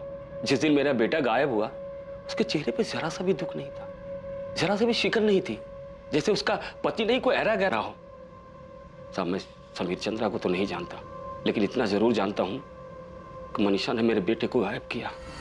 साहब, मैं डर गया था क्योंकि जैसे ही इस फोन में मैंने अपना सिम डाला तुरंत आपका फोन आया कि आप क्राइम ब्रांच से है और ये फोन मुझे कहाँ से मिला। समीर, मुझे तेरे डर की नहीं, तेरे सच की कहानी बता। बोल, ये फोन तेरे पास कहाँ से आया? साहब, रास्ते में पड़ा मिला, पान वाले की दुकान के बगल में कूड़े के पास पड़ा था। मैं पान बनवा रहा था जब फोन पे मेरी नजर पड़ी।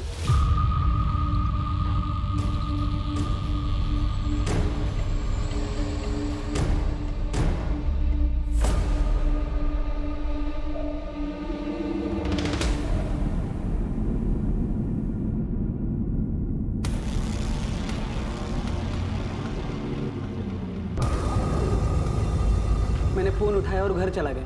तो बिना मार खाए नहीं बोलेगा ना? फोन रास्ते पे पड़ा हुआ मिला, तूने उठा लिया, बेवकूफ समझ रखा है। साहब, मैं सच बोल रहा हूँ, मुझे रास्ते में पड़ा मिला था। सर, तब से झूठी कहानी सुना ले। देख, इससे पहले कि हम तुझसे अपने तरीके से सच बुलवाएं तो खुद ही बोल दे, तूने ही जबलपुर के रुपेश तिवारी के साथ मिलकर मारा ना हरीश राठौर को? मारा? मैंने किसको मारा साहब? और मैं जानता तक नहीं ये हरीश राठौर कौन है। अगर तू इतना ही मासूम है तो मेरा फोन क्यों कट किया, और उसके बाद फोन स्विच ऑफ क्यों कर दिया? इतने दिनों बाद मोबाइल में सिम डाला और पहला ही फोन आपका आया तो मैं डर गया था साहब। इस साला ये क्या मामला है, कहीं मैं फंस ना जाऊं। फंस तो चुका है, हरीश को गायब हुए 2.5 महीने बीत चुके हैं। इतने दिनों से तेरे पास फोन था, तूने अब जाके चालू किया? साहब, मैं गरीब आदमी हूँ, एक फैक्ट्री में ड्रिलिंग का काम करता हूँ, मैं क्या किसी को मारूंगा साहब?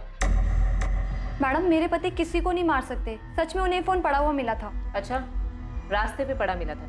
रास्ते में कोई चीज मिलेगी तो अपना समझ के रख लेगा, जिसका उसे देने की कोशिश नहीं करेगा वो। मैडम, गलती हो गई, सीधे साधे लोग हैं हम, उन्होंने ऐसा कुछ नहीं किया, बल्कि आपका फोन आने के बाद वो इतना डर गए थे कि फोन फेंकने वाले थे।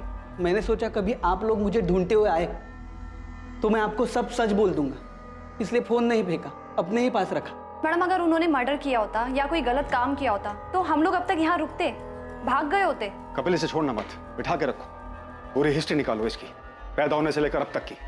2.5 महीने फोन संभाल के रखा है इसने, पूरी पॉसिबिलिटी के हरीश के गायब होने में और उसके मर्डर में इसी का हाथ हो।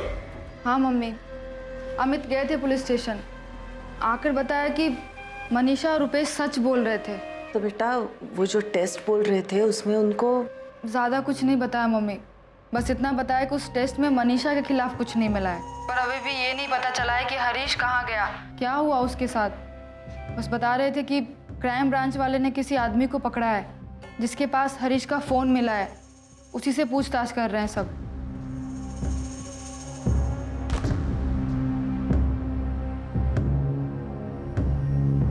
क्या हुआ मम्मी?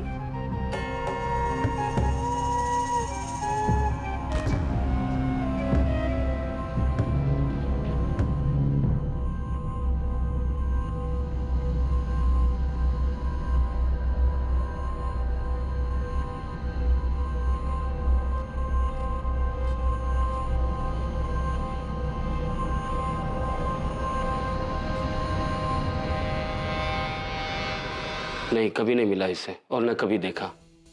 हम नहीं जानते सर समीर चंद्रा को, और ना कभी हरीश भैया के मुंह से इसका नाम सुना। अगर इसने हरीश को मारा तो क्यों मारा? क्या दुश्मनी थी मेरे बेटे से? बलराम जी, इसने कुछ किया है या नहीं अभी कह नहीं सकते, फिलहाल इसके बारे में पूछताछ जारी है। सर, हम हरीश के दोस्त अरशद और योगेश को भी बुलाकर समीर की पहचान करवा रहे हैं।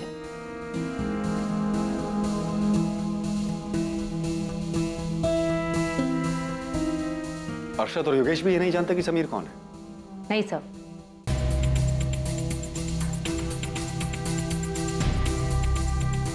मजदूर आदमी है सब, कोई क्रिमिनल हिस्ट्री भी नहीं है समीर की, दूर दूर तक कोई हिस्ट्री शीटर से जान पहचान भी नहीं है। मतलब ये पॉसिबल है कि उसे हरीश का फोन सड़क पे पड़ा हुआ मिला? ऐसा ही लग रहा है साहब, गरीब आदमी है, लालच में फोन रख लिया होगा। हमसे इस मामले में कहाँ चूक हो रही है? सारी मेहनत बेकार जा रही है। पहले ही रुपेश तिवारी वाला एंगल सामने आया, लगा केस क्रैक हो गया है, और कुछ नहीं मिला। और ये समीर के मामले में भी सब कुछ डेड एंड पे जाके खत्म हो रहा है। मुझे नहीं लगा था कि लाई डिटेक्टर टेस्ट कराने का कोई फायदा नहीं होगा, पर अब भी मुझे यही लगता है कि मनीषा और रुपेश ने ही हरीश को मारा है। हम गलत नहीं थे सर। हमने उन्हें इतने सारे सवालों में उलझाया था, फिर कैसे? कपिल, अब उस पर एनालिसिस करने का कोई फायदा नहीं है। हमें यह सोचना होगा कि कौन से तरीके से आगे बढ़ा जाए ताकि उनके खिलाफ हमें कोई सबूत मिल सके, कोई सुराग मिल सके।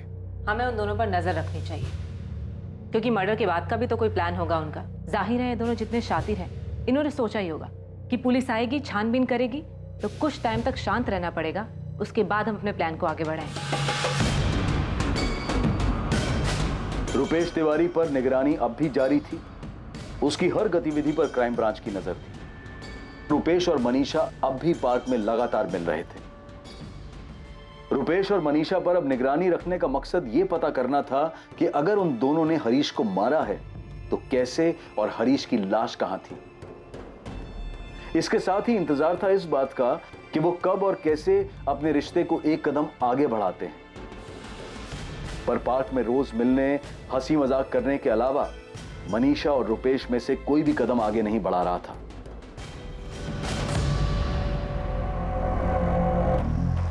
कितनी शांत और खुश लग रही है, जैसे कि कुछ हुआ ही नहीं। यस सर, इसे किसी चीज से कोई फर्क ही नहीं पड़ रहा है।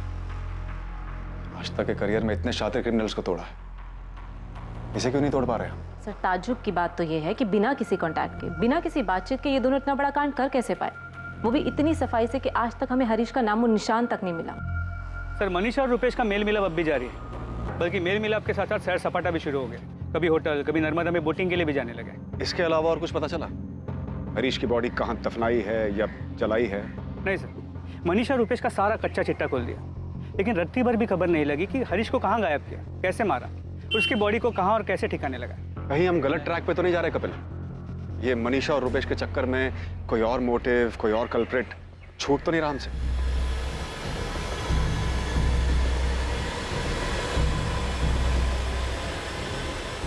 नहीं, हमें चाय पानी कुछ नहीं चाहिए।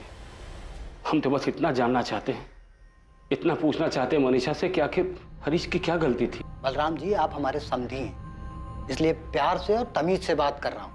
सच आपके सामने है कि... सच सामने नहीं है अंकल, हमारे सामने सिर्फ हरीश भैया की अनसुलझी गुमशुदगी और कुछ नहीं। जिस गुमशुदगी का सारा बोझ मनीषा पर डाल दिया, हमारी बेटी को सबके सामने मुजरिम बना दिया, रुपेश के साथ मनीषा का नाम जोड़ दिया। पुलिस हजारों सवाल पूछ चुकी है मनीषा से। इस टेस्ट के लिए उसने खुद मंजूरी दी थी, जो सामना करना था वो कर चुकी है। अब कोई अग्नि परीक्षा बाकी नहीं है। अब भी आप यही पूछ रहे हैं कि हरीश की गलती क्या थी, घुमा फिरा के एक ही सवाल कि मनीषा ने हरीश के साथ क्या किया। मैं जानता हूं मैं हरीश से नहीं मिल पाऊंगा, मैंने मान लिया कि हरीश मर चुका है, लेकिन बेटा मैं इतना जानना चाहता हूं कि आखिर ऐसी क्या... जी, बहुत हो गया प्यार मोहब्बत की बातें, आप यहाँ से चले जाइए वरना... पापा एक मिनट। पापा जी, देवर जी, मेरे और हरीश जी के बीच कोई झगड़ा, कोई अनबन नहीं थी। इतना जान ही कहाँ पाए थे एक दूसरे को कि झगड़ा या अनबन होती। मैंने आपसे पहले भी कहा और फिर कह रही हूँ, मैंने नहीं देखा वो कौन दोस्त था जिसने हरीश जी को आवाज़ दी थी। बस यही मेरी सबसे बड़ी गलती हो गई, जैसे आप लोग साजिश मानते हैं। पापा जी, आपने उम्मीद छोड़ दी होगी, लेकिन मैंने नहीं छोड़ी। मैं तो आज भी चाहती हूँ पता चल जाए हरीश जी कहाँ हैं, उनके साथ क्या हुआ है। पापा जी, मुझे ज़्यादा रोना नहीं आता, ज़्यादा दुख दिखाना भी नहीं आता, पर इसका मतलब ये नहीं कि मुझे दुख नहीं होता। मैं नहीं जानती हरीश जी के साथ क्या हुआ है, वो किस दोस्त के साथ गए थे। मैंने हरीश जी के साथ कुछ नहीं किया।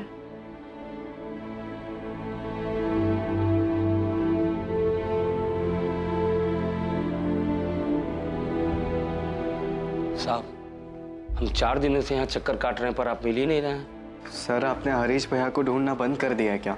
हाँ बलराम जी, सुमित, ये सच है कि अभी हम दूसरे केसेस देख रहे हैं, लेकिन अगर हमें हरीश के केस में छोटा सा भी सुराग मिला तो हम दोबारा पूरे जोर शोर से हरीश के केस पर वापस लग जाएंगे।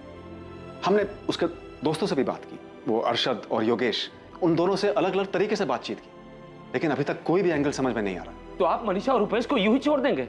साहब, मैं जानता हूं कि उन्होंने ही मिलकर मेरे हरीश... क्या करें? शक के बिना पे गोली मार दें उनको? आप अच्छी तरह जानते हैं कि हम पूरी कोशिश कर रहे हैं। हमें भी शक है कि रुपेश और मनीषा ने... सर, जब आपको शक है तो आप उन्हें इस तरह ऐसे खुला क्यों छोड़ रहे? पकड़िए ना उनको। हम गए थे भाभी के घर पे, हमने देखा जो कुछ भी बोल रही थी साफ साफ लग रहा था नाटक कर रही है। इतना सा भी दुख नहीं था उनके चेहरे पे। दुख पछतावा नहीं है, ये हमने भी देखा है, लेकिन ना तो ये कोई सबूत है, ना इसके बिना पर कोई केस बनता है। कार्रवाई करने के लिए सबूत चाहिए कि उन्होंने मारा है, कहां दफनाया है, कहां जलाया है, क्या किया हरीश की बॉडी के साथ। तो आपका कहने का मतलब है हम ये मान ले कि हरीश का कभी कुछ पता नहीं चलेगा, बस इतना मान ले कि वो चला गया और कभी वापस नहीं आएगा। वो तो क्या, उससे जुड़े हुए किसी सवाल का जवाब तक नहीं आएगा। देखिए बलराज, फिलहाल मैं आपकी किसी बात का जवाब नहीं दे सकता जिससे आपको तसल्ली मिले। एक्चुअली मैं ना तो आपको जवाब दे सकता हूं और ना खुद को।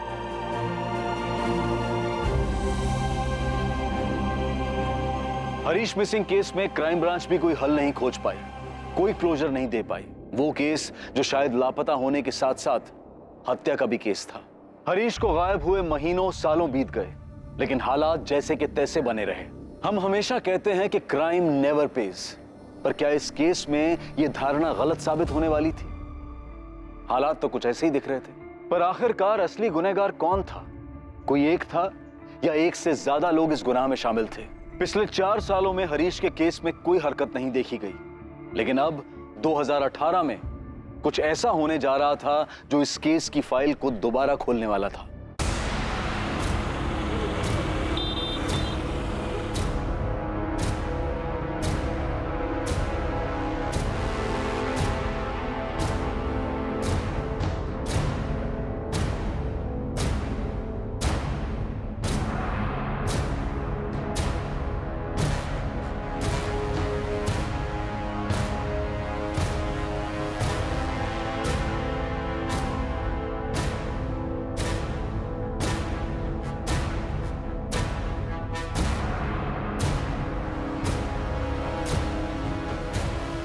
फिर जो मुझे सच बता दे, शूटआउट में तेरे साथ और कौन कौन था?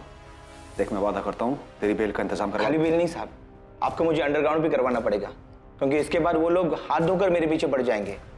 सर एक मिनट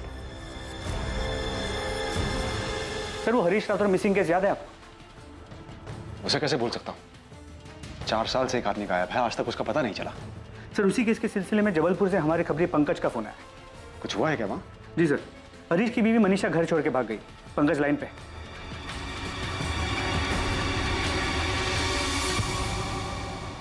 किसके साथ भागी है मनीषा? सोच के देखो साहब, कौन हो सकता है? रुपेश तिवारी। जी साहब, मनीषा 2 रात पहले भागी है। कल रात से रुपेश भी गायब है। मनीषा की फैमिली बहुत परेशान थी, फिर जब रुपेश भी गायब हुआ तो उन्होंने रुपेश पर मनीषा की किडनैपिंग का केस कर दिया। रुपेश का फोन नहीं लग रहा है, इसका मतलब ये थोड़ी है कि मनीषा को लेके भाग गया है। भागा नहीं है तो कहाँ गया है वो? उसके पार्टनर अरविंद को भी नहीं पता है कहाँ है वो। तुम्हें पहले से ही पता था ना क्या चल रहा है? 2 रात पहले मनीषा बिना बताए निकल गई, कल रात रुपेश निकल गया। अरे तुम्हारी बेटी है, तुम्हें नहीं पता है कि वो कहाँ गई है, तो इसमें मेरी और मेरे बेटे की गलती है। मेरा बेटा अपने काम से गया होगा और मैं नहीं मानती कि वो मनीषा को लेके भागा है। मनीषा और रुपेश की खबर मिलते ही भोपाल क्राइम ब्रांच की टीम फौरन जबलपुर के लिए निकल पड़ी। ऐसा लग रहा था मानो जो केस बिना हल हुए 4 सालों से फाइल में दबा हुआ था, वो आखिरकार फिर खुलने जा रहा था। कपिल, ये वो केस है जो इतने सालों तक मुझे परेशान करता रहा, जिसे मैं कभी भूल नहीं पाया। ये जानते हुए भी कि हरीश का मर्डर मनीषा और रुपेश ने किया है, हम इसे कभी सॉल्व नहीं कर पाए। पापा, मम्मी, क्राइम ब्रांच से खबर आई है, मनीषा और रुपेश तिवारी जबलपुर से भाग गए। और उसके माँ बाप अब भी यही बोलेंगे कि उन दोनों के बीच में कुछ था ही नहीं। क्राइम ब्रांच की एक टीम गई है जबलपुर में। वो कह रहे कि मनीषा भाभी के घर वालों ने केस किया है रुपेश के खिलाफ किडनैपिंग का। ठीक है पापा, मनीषा ने कंचन दीदी को भी फोन नहीं किया। मनीषा सचमुच हमें बेवकूफ तो नहीं बना रही है ना? उसने और रुपेश ने मिलके ही हरीश को मारा हो। रुपेश का फोन बंद है, हमने उसके फोन को सर्विलेंस पर डाल दिया। बाकी कल सुबह तक उसके फोन रिकॉर्ड और मोबाइल लोकेशन के बारे में पता चल जाएगा। मनीषा के पास तो फोन है नहीं, आपसे भी यही कहा होगा उसके माँ बाप? जी, मुझे लगता है कि मनीषा और रुपेश शायद इसी इंतजार में थे कि हरीश का केस ठंडा पड़ जाए, बंद हो जाए, ताकि ये लोग अपना अगला कदम उठा सकें। जगदीश, हमें किसी भी हाल में इन तक पहुंचना है। एक बार ये हमारे हाथ लग जाए तो इस बार इनसे सच बुलवाएंगे नहीं, बल्कि हलक में हाथ डालकर निकालेंगे। अब तो पुलिस क्या, मैं भी यही कहूंगी कि मनीषा ने कुछ गलत किया हरीश के साथ। हमें इतनी जल्दबाजी नहीं दिखानी चाहिए। पहले हमें मनीषा और रुपेश को ढूंढना चाहिए, मैं तो अब भी यकीन नहीं कर पा रहा हूँ कि मनीषा ऐसा कुछ कर सकती है। अगर उसे हरीश से शादी नहीं करनी थी तो उसे पहले ही बोलना चाहिए था, पहले ही रुपेश के बारे में बता देती। मुझे लगता है मामला कुछ और है। क्या मामला हो सकता है, आप ही बताइए। पहले मनीषा भाग जाती है, उसके अगले दिन रुपेश गायब हो जाता है। क्या मामला हो सकता है, बताइए। इस केस ने कई झटके दिए थे और अब जो झटका लगने वाला था वो किसी की भी सोच से परे था। मनीषा घर से भागी, फिर रुपेश भी गायब हो गया और उसका फोन भी बंद हो गया। सबने फौरन 2 और 2 4 का फॉर्मूला लगाया और मान लिया कि दोनों साथ में भागे हैं। लेकिन यहां 2 और 2 4 नहीं बल्कि 5 साबित होने वाले थे।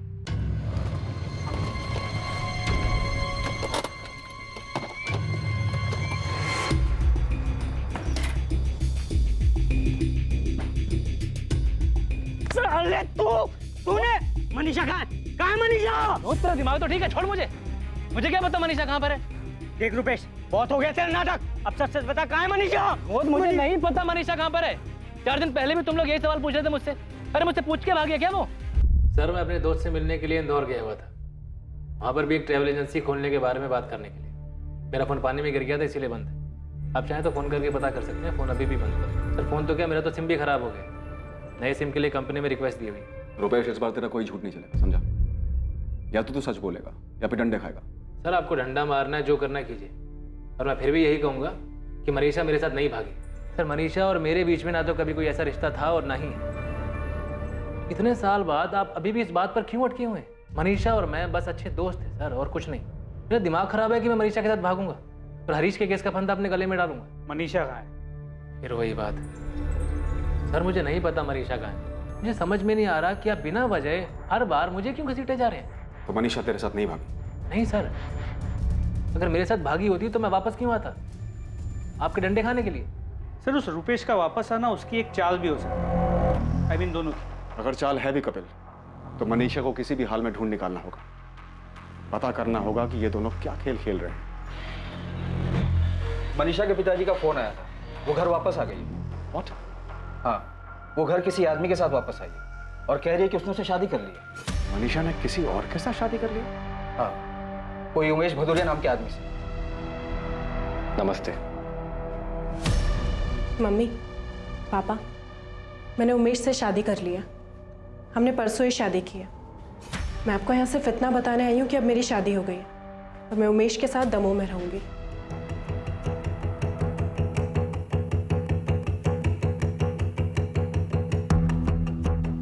मैं 2 साल पहले उमेश से ही जबलपुर में मिली थी। हम दोनों के बीच बातचीत थी। मुझे उमेश अच्छे लगने लगे और फिर मैंने उनसे शादी करने का फैसला कर लिया। फैसला कर लिया? तू इतनी बड़ी हो गई कि फैसला करने लगी? हमें पूछने बताने की जरूरत नहीं समझी? मम्मी, मैं हरीश जी के गायब होने, उनके मरने का बोझ अपने सर पर उठाते उठाते थक गई हूँ। मेरी भी एक जिंदगी है, मैं भी जीना चाहती हूँ, पर इस बारे में तो किसी ने सोचा ही नहीं। और अगर मैं उमेश के बारे में बताती तो भी क्या होता? फिर से वही तमाशा शुरू होता। हरीश जी के घर वाले पुलिस के साथ यहाँ धरना देते और कहते, देखा, इसलिए इसने हरीश को मारा था। और मैं कब तक ऐसे पति ऐसी शादी के सहारे जीती जो 4 साल पहले ही चला गया, और उसके गायब होने की वजह से मुझे न जाने क्या क्या सहना पड़ा। हजारों सवालों के जवाब देने पड़े।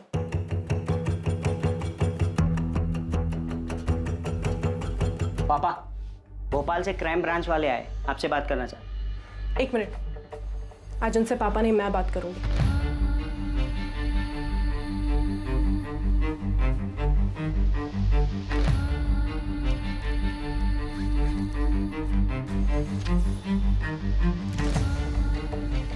ये मेरी और उमेश की शादी का सर्टिफिकेट। हमने परसों मंदिर में शादी की और दमोह में शादी को रजिस्टर करवाया। अब प्लीज़ इसे ध्यान से देख लीजिए, क्योंकि आज के बाद मैं आपको कोई सफाई नहीं देना चाहती।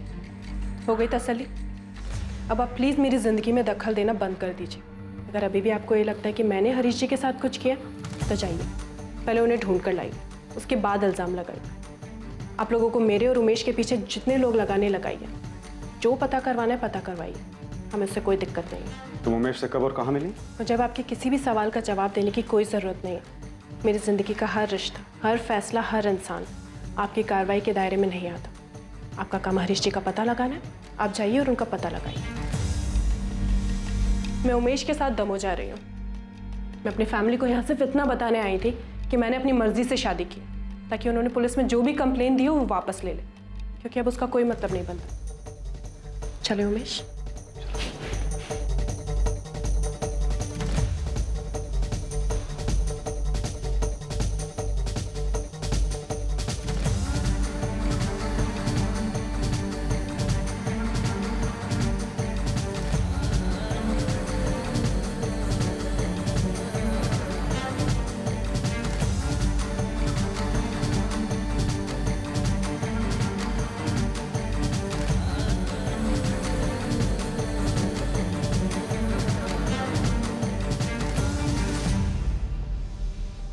साहब, कहीं मनीषा ने रुपेश के बजाय उमेश के साथ मिलकर तो नहीं? बलराम जी, हम उमेश के बारे में पता लगा रहे हैं, लेकिन अभी तक ऐसा कुछ भी सामने नहीं आया है कि हरीश के साथ शादी करने से पहले मनीषा और उमेश एक दूसरे को जानते थे।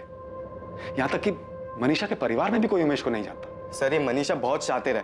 पहले आपको रुपेश के साथ इतना सब कुछ मिला और अभी अचानक से उमेश आ गया। सर, उमेश का आना भी मनीषा की कोई प्लानिंग होगी। ये पक्का कोई खेल खेल रही है सर। सुमित, हम मनीषा की चाल समझने की कोशिश कर रहे हैं कि आखिर ये चल क्या रहा है।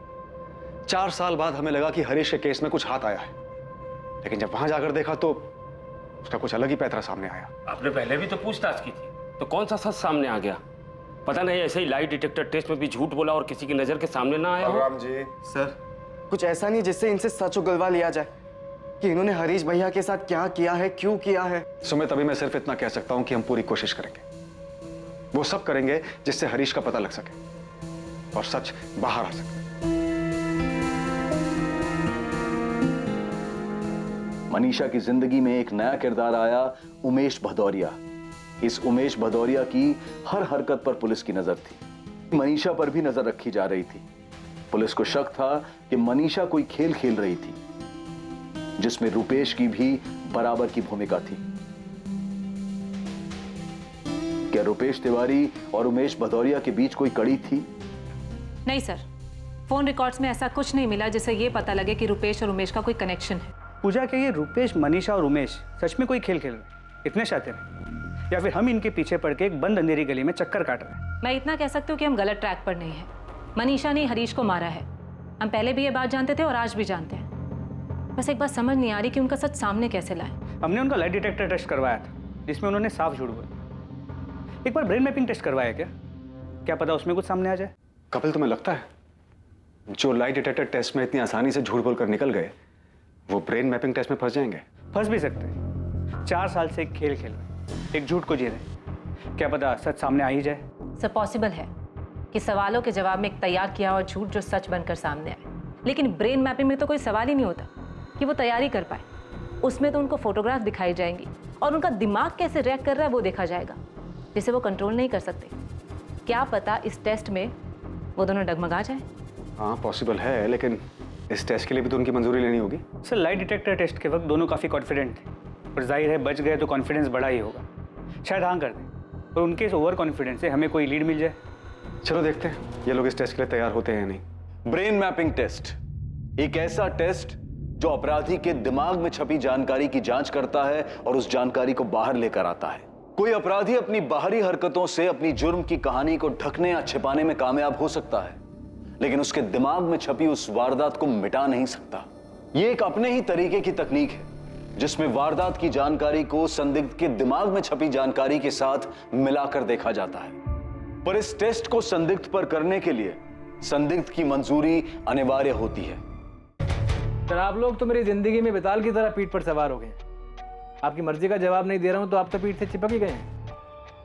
इस बेताल से मुक्ति चाहते हो तो ये अच्छा मौका है तुम्हारे पास, क्योंकि इस टेस्ट के बाद ये केस बंद हो जाएगा और तुम पर और मनीषा पे से सारा इल्जाम हमेशा के लिए खत्म हो जाए। सर, आप ये बात मान क्यों नहीं लेते हैं कि मेरे और मनीषा के बीच में कुछ भी नहीं है? मैंने हरीश से शादी क्या की, मेरी तो जिंदगी बर्बाद हो गई। जिंदगी तुम्हारी नहीं, हरीश की बर्बाद हुई है मनीषा। 4 साल हो गए, वो कहा है उसकी कोई खबर नहीं है। रुपेश ने आपसे क्या कहा? वो तैयार है? क्यों? रुपेश के इशारों पर हाँ करोगी तुम? करूँ भी तो क्या दिक्कत है? आप लोगों ने तो वैसे भी हम दोनों का रिश्ता बना के रखा है 4 साल से, वो भी मुजरम का, बिना किसी वजह। ठीक है सर, एक बार मनीषा से बात करता हूँ फिर बताता हूँ। कैसे बात करोगे? उमेश के फ़ोन पे या मनीषा के फ़ोन? सर, आप जो चाहो पैतरा लगा लो, और यही सच है कि मेरे और मनीषा के बीच में कुछ भी नहीं है, और हरीश को गायब करने या मारने में मेरा कोई हाथ नहीं। तो फिर तो तुम्हें ब्रेन मैपिंग टेस्ट करने के लिए हाँ कर देना चाहिए। क्योंकि इससे हमेशा के लिए साबित हो जाएगा कि तुम्हारा इसमें कोई रोल नहीं।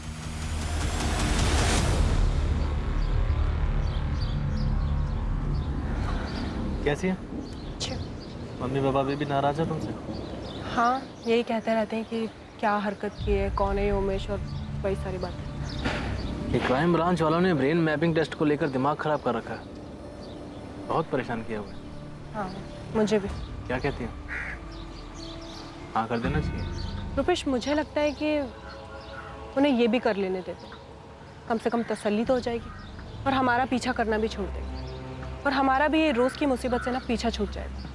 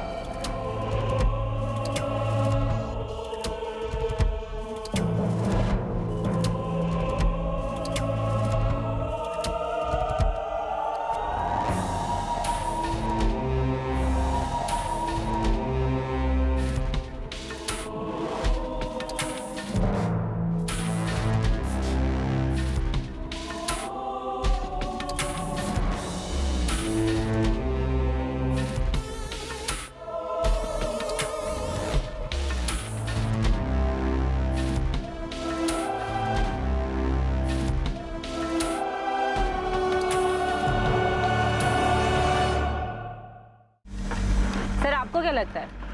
यही कि लाइट डिटेक्टर टेस्ट के बाद वो जितने कॉन्फिडेंट है, इस बार उनका कॉन्फिडेंस फीका पड़ता नजर आया मुझे।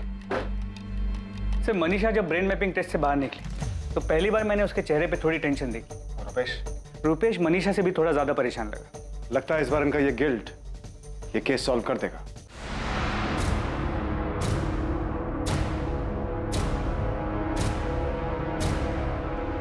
मनीषा, उन लोगों को कैसे पता चला?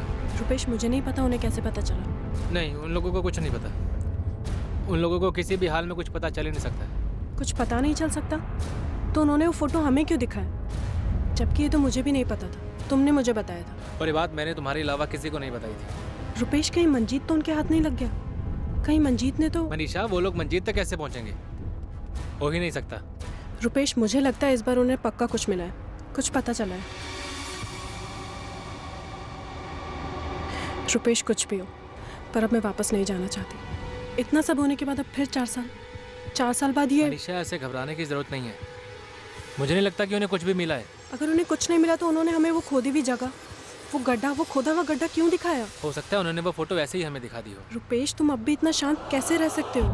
तुम्हें टेंशन नहीं हो रही कि... मनीषा, टेंशन हो रही है, पर मुझे नहीं लगता कि... मुझे लगता है ये टेस्ट हम पर भारी पड़ने वाला है। ये वो लाई डिटेक्टर टेस्ट नहीं है। इस बार वो लोग हमें नहीं छोड़ेंगे। मनीषा, कुछ नहीं होगा। वो बस हमें फंसाने की कोशिश कर रहे हैं। अब तुम ऐसे घबराओगी तो उन्हें जरूर हम पर शक हो जाएगा। तुम शांत रहो बस, बाकी मैं संभाल लूंगा।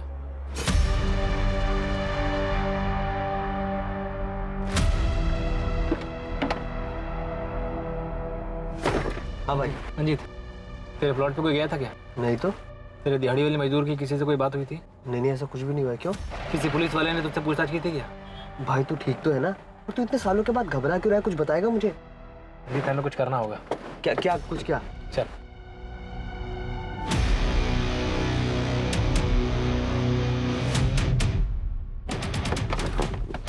अरे रुपेश, करना क्या है बताएगा? मिसी ऐसे यहाँ नहीं छोड़ सकते। यहाँ नहीं छोड़ सकते मतलब तेरा दिमाग तो ठीक है? हैं? करेगा क्या निकाल करके? निकाल कर डिस्ट्रॉय करना पड़ेगा ताकि उनके हाथ में कुछ भी ना लगे। अरे यार, पता नहीं तू क्या करना चाह रहा है। अरे यार, यहाँ कुछ नहीं आया, कोई खुदाई उदाई कुछ नहीं हुई है। जीत, फावड़ा उठा, खुदाई शुरू कर। जो भी बचा उसे निकाल के खत्म करना है। अरे कंकाल के अलावा कुछ नहीं बचा होगा। जो भी बचा है निकाल के खत्म करना है, उसे शुरू कर।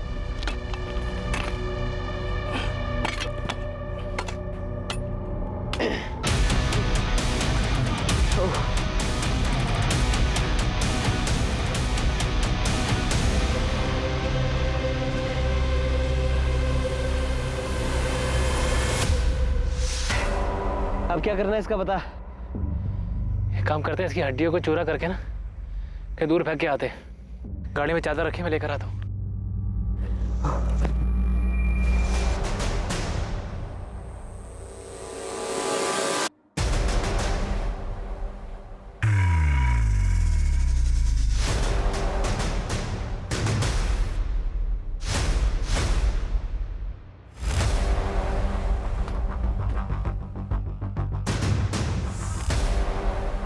और रुपेश, क्या खोद के निकाला?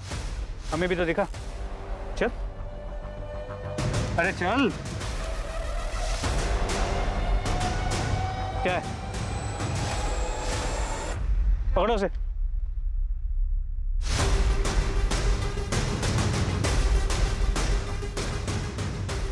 अप्रैल 2014 को हरीश और मनीषा ने कंचन के घर जाने के लिए रिक्शा लिया ही नहीं था। वो कंचन के घर पैदल गए थे। हरीश,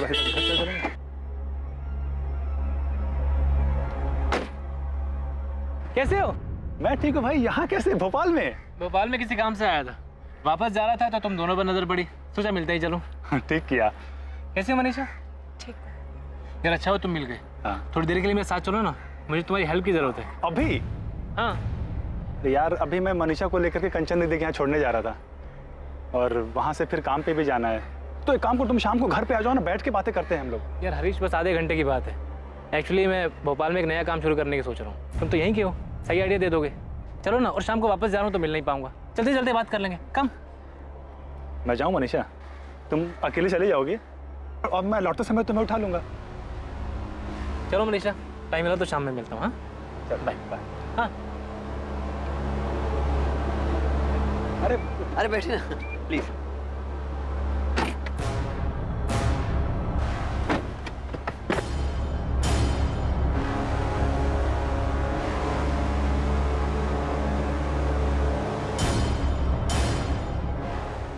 इधर प्लॉट खरीद के क्या करोगे?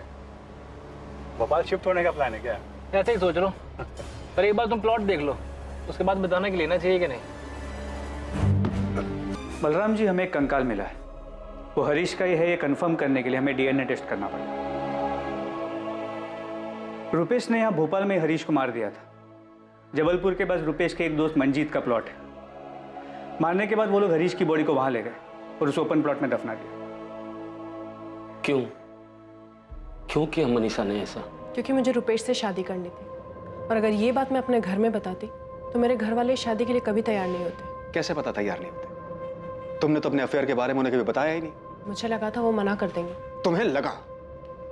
अगर पूछा नहीं, तुम्हें यह कैसे लगा कि तुम एक शरीफ आदमी के साथ शादी कर लोगी, उसे मार दोगी और फिर बड़े आराम से रुपेश के साथ दूसरी शादी कर लोगी, आराम से जिंदगी जी लोगी? यह कैसे लगा तुम्हें?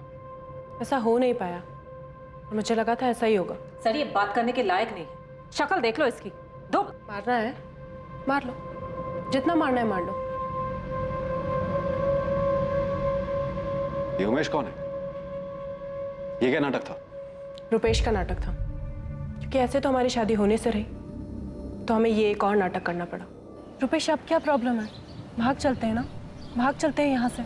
वैसे भी हरीश को रास्ते से हटाने के बाद हम वो लाई डिटेक्टर टेस्ट से भी बच गए, और अब तो 2 साल हो चुके हैं, कोई ढूंढ भी नहीं रहा होगा उसे। मनीषा अभी कुछ बोल नहीं सकते हैं, पहले बारी पुलिस टीम ने तो केस ही बंद कर दिया था, वो लोग मुझ तक कभी पहुंच ही नहीं पाए थे, लेकिन इस बार तो क्या ये सब करने के बाद हम अभी भी दोस्त होने का नाटक करते रहेंगे? शायद इतना सब्र किया है थोड़ा और से। अगर क्राइम ब्रांच वालों ने हमें ऐसे सुमड़ी में नहीं पकड़ा होता ना तो और बात थी। अब हम भागेंगे या तुम अपने घर पे मुझसे शादी के लिए बात करोगे ना तो वो लोग हमें छोड़ेंगे नहीं। लिख कर देता हूँ, कुछ ना कुछ जरूर खोद निकालेंगे। अभी तक तो वो लोग मंजीत तक पहुँचे नहीं हैं, अगर थोड़ा और ढूंढेंगे ना तो उस तक भी पहुँच जाएंगे। तो क्या अब हमें सारी जिंदगी ऐसे ही रहना पड़ेगा? इसलिए हमने ये सब किया था। मंजीत उमेश को जानता था, वही उसे लेकर आया था। मतलब उमेश का रोल सिर्फ शादी करके डिवोर्स देने तक का था? जी, उमेश मनीषा को डाइवोर्स देता, मनीषा वापस अपने घर चली जाती, और कुछ टाइम बाद मैं मनीषा की फैमिली से हमारी शादी की बात करता। मतलब यही सब कुछ तुमने हरीश के केस में भी सोचा था? तुम हरीश को मार दोगे, मनीषा अपने घर चली जाएगी, सबको यही लगेगा कि हरीश मनीषा के साथ शादी करके खुश नहीं था, इसलिए सब कुछ छोड़ छाड़ के चला गया, और फिर तुम इसकी फैमिली से अपनी शादी की बात करोगे। यही प्लान था ना? जी हाँ। तुम अपना फोन जबलपुर में छोड़कर आए थे, फिर 15 अप्रैल को इतनी सफाई से प्लानिंग कैसे की कि ये लोग कितने बजे कंचन के घर जाएंगे और तुम इनसे रास्ते में टकराओगे? फोन से मैंने मनीषा को फोन लेकर दिया था, जिसके बारे में और कोई नहीं जानता था। वो फोन का है? वो फोन तो मैंने कब का तोड़ के फेंक दिया। उसका नंबर तो होगा, या उसे याद दिलाने के लिए तुझे तोड़ूं? नंबर मेरे पास है। कब से चल रहा था तुम दोनों का अफेयर? मनीषा की शादी के 1 साल पहले से। मतलब हरीश के साथ शादी, उसका मर्डर, उसे दफनाना, उमेश का आना, ये सारी प्लानिंग किसकी थी? मनीषा तुम्हारी या रुपेश तुम्हारी? दोनों की थी। ये सब हमने मिलकर किया है।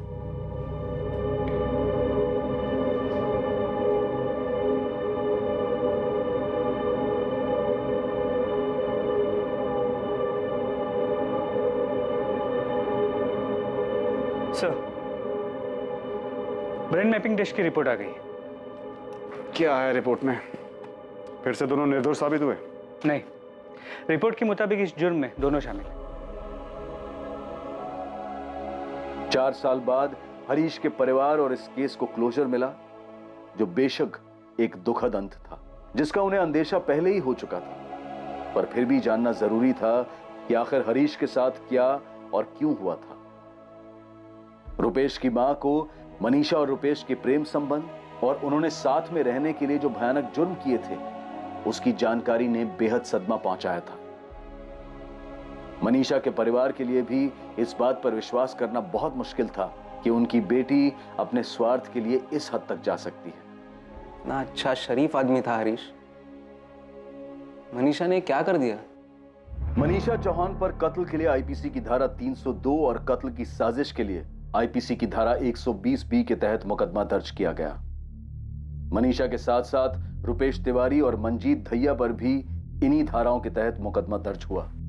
क्राइम नेवर पेज, ये बात एक बार फिर से साबित हुई और मनीषा और रुपेश की अभेद साजिश के बावजूद, उनके अपने कड़े रुख से टस से मस न होने के बावजूद उन्हें कुछ नहीं मिला और आखिरकार 4 साल बाद उनका झूठ सामने आ ही गया। सच को छुपाना, झूठ का नकाब लगाए रखना, ये सारी चीजें एक दिमागी रूप से कमजोर, गलत इरादे वाले, असुरक्षित इंसान का सहारा होती हैं।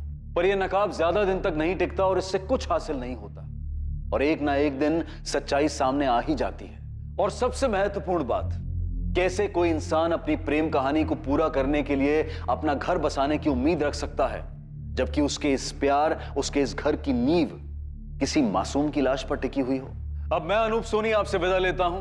देखते रहें क्राइम पेट्रोल सतर्क, सोमवार से शुक्रवार रात 10:30 बजे सिर्फ सोनी टीवी पर।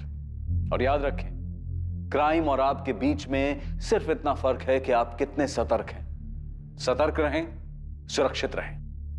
जय Hind. For more updates, subscribe to our channel, click the show links and enjoy watching the videos.